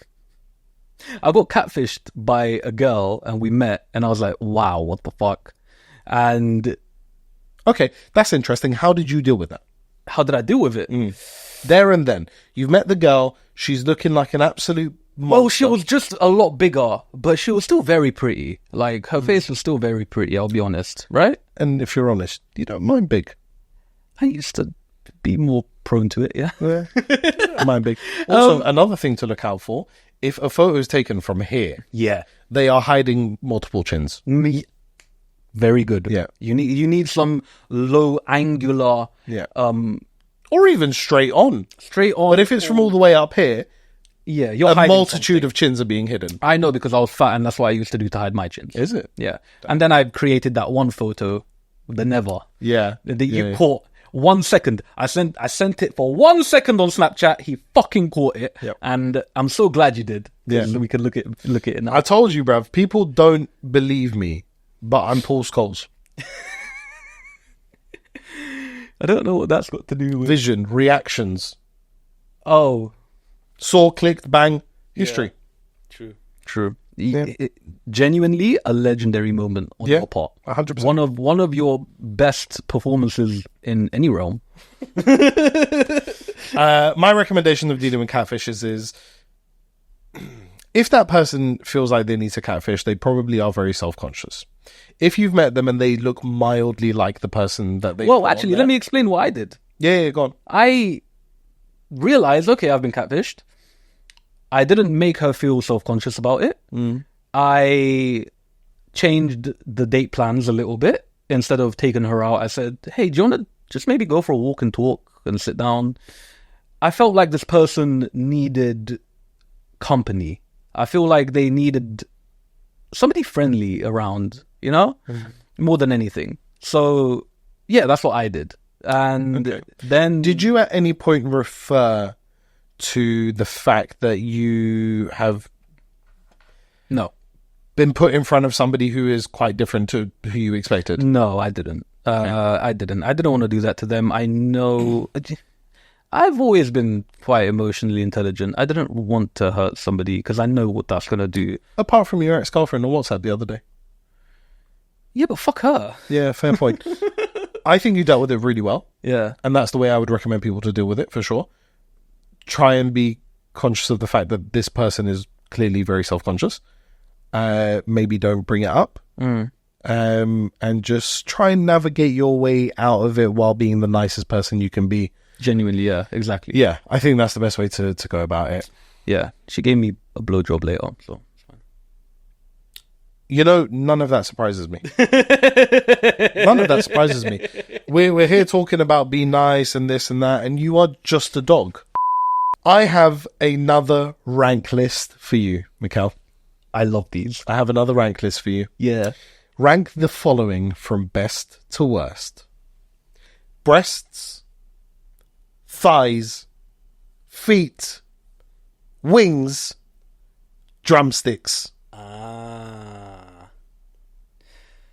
Right. Now, this person has very intelligently put it. tread on the line of female anatomy and bird anatomy. Yeah. Yes. This person could be talking about a chicken or a woman. Yeah. I see what you did there. Very smart. Intelligente. However, when I go to my local boss man, I don't usually ask for the feet. So you might have fucked up there a little bit. No, they are a delicacy in some places. Chicken feet, bro. Yeah, no, in some places, of course. Yeah, you know what the Chinese are like. Chicken foot. Chicken foot. It's not even food. You foodst it. You plurify it. I know. Chicken foods. You fucking idiot. Fucking flying here. Is there? Fuck you. I need to shit. Okay, shall we get into it? Yeah. Best to worst. Breasts, thighs, feet, wings, drumsticks. Feet, dead bottom. Okay. For me. Can I just confirm? Are you talking about Poultry? Yes. Yes. You must be, because feet would be top otherwise. Go ahead. You had to get it in, didn't you? And so did you. They were just there. What's it? It was good. It was good. Yeah, I popped a pair of feet in my mouth once. Not a pair, a toe. It was a toe. Just both of them.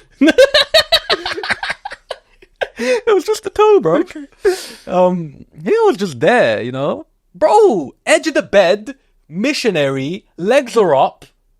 You know, pop it in. Just kiss the sole, man. You ain't got to put the whole foot in. Kiss the sole. The toe. Anyway, give me the fucking list. Right, feet, bottom. Okay. We're talking about chicken. Poultry. We're talking about chicken. Poultry. Yeah. You've gone boss man. You're feeling a bit of fried chicken. Where'd you rank them? Oh, this is really hard. Because I go for breast for reasons that aren't for taste. Mm-hmm. So are we looking at this from the lens of pure taste? I would say personal enjoyment. Personal enjoyment.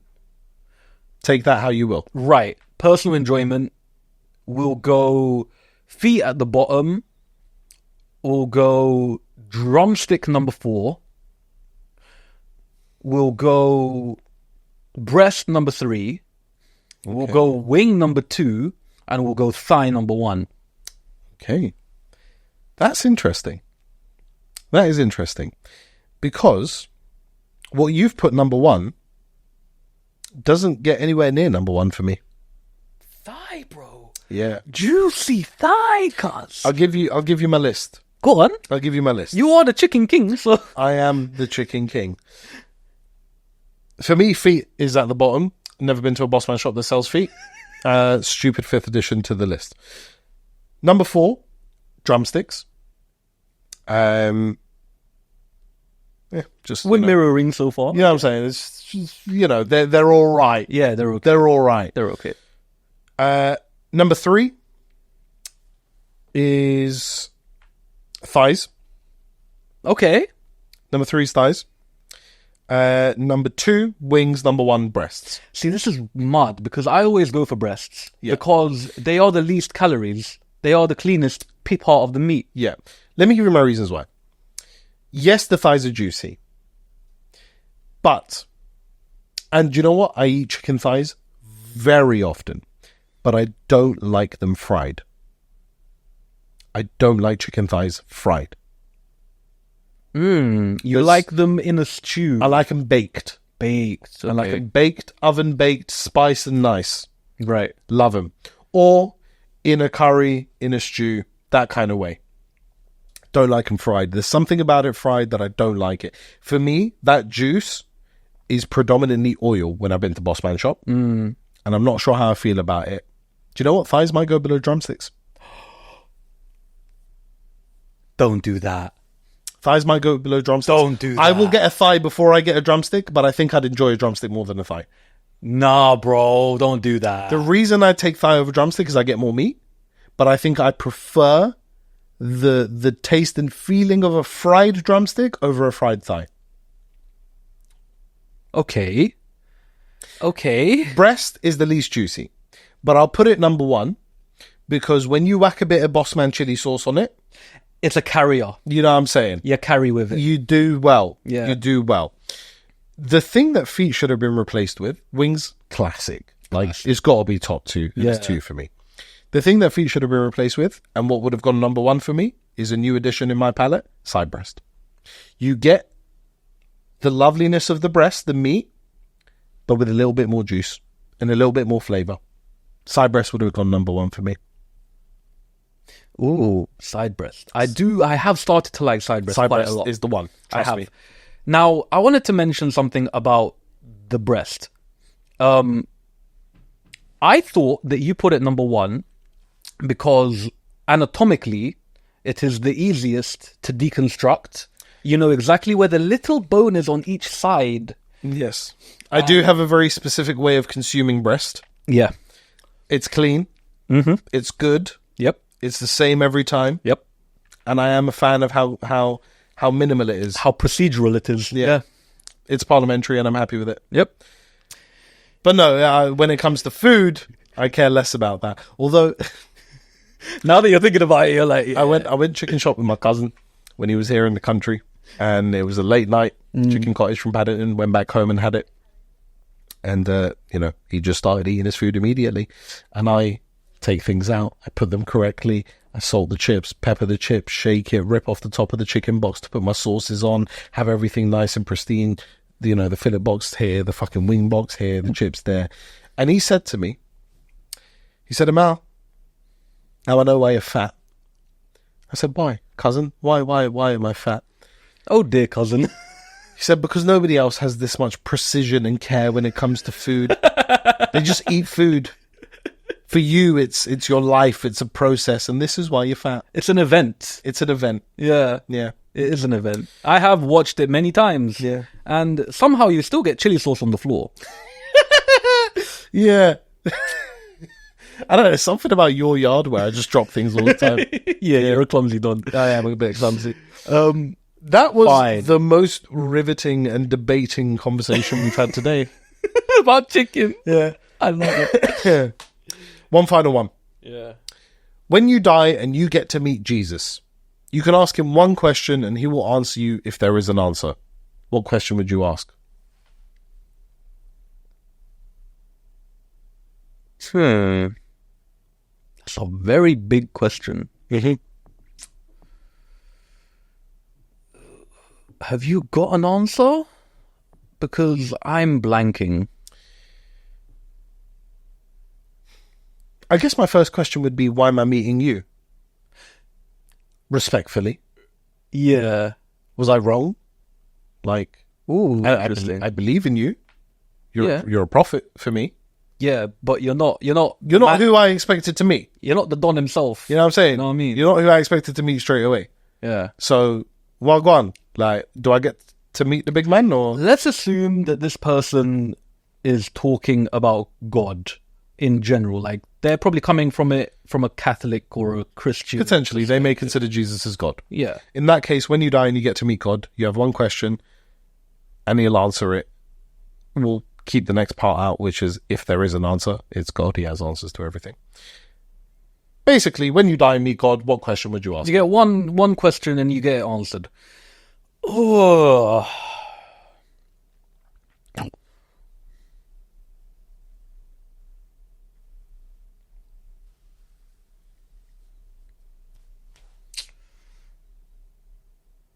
Why?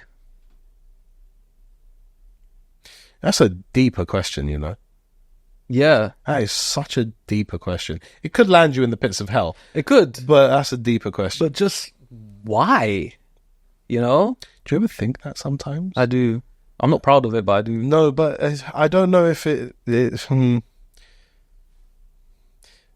being a Muslim is a blessing in the sense that you are permitted to question your faith, and you're permitted to question God, and you're permitted to seek other religions out and understand what they're teaching and what Islam is teaching. You have that permission. And that's one of the beautiful things about the religion. Ultimately, then it has to come down to faith. But that is definitely a big burning question of like, okay, you're God, you're all powerful, you're almighty. But why? It's such a faith questioning question. You know. Mad. Boy, Yeah. that's nuts. I think my question would be, what part of hell are Rishi Sunak and Suella Braverman in? Can I please be transported there temporarily? Please keep me in heaven. Make their afterlife a living hell. Please keep me in heaven. But can I be transported temporarily without the potential of burning, so that I can kick them in the faces multiple times and then come back? That would be my question. I'm sure you can give you a little protective I hate aura. both of their brown guts. Yeah. Yeah. They're not, bruv, they're just brown on the outside. They are fully white on the inside. Yes. They are chicken breast on the inside. Cause... Yes, I am aware. But I hate them both. Yeah. And I want them to both die. Yeah. I saw a reel of this woman, an MP, calling him out. And what is it? She asked him, are you a fiscal illusionist? Or something like that. And that basically means, do you believe that the people are that stupid that you can continue manipulating the money in such a way that it benefits you and people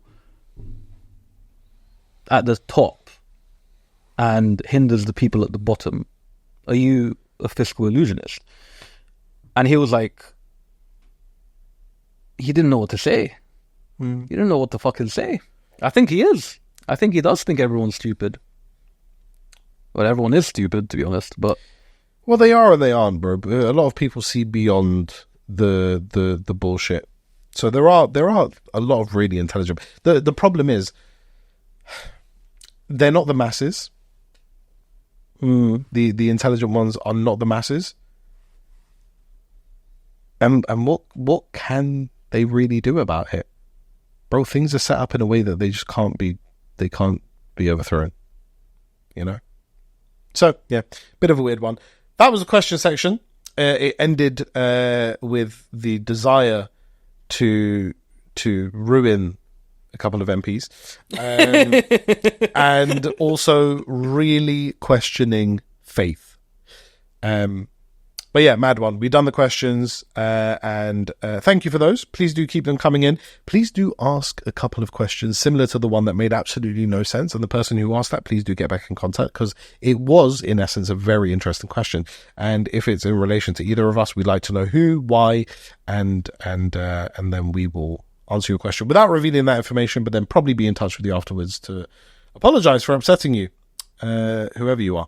Anyway. No, but apparently you made my life a living hell. If that's the case, then we won't be in touch. But thanks again for joining us. This has been episode 16 of the Hold It Down podcast. It's been myself and Mikel on your screens again. We'll be back next week, inshallah. Pray, be happy, love your family, be good people, and we will be with you next week once again.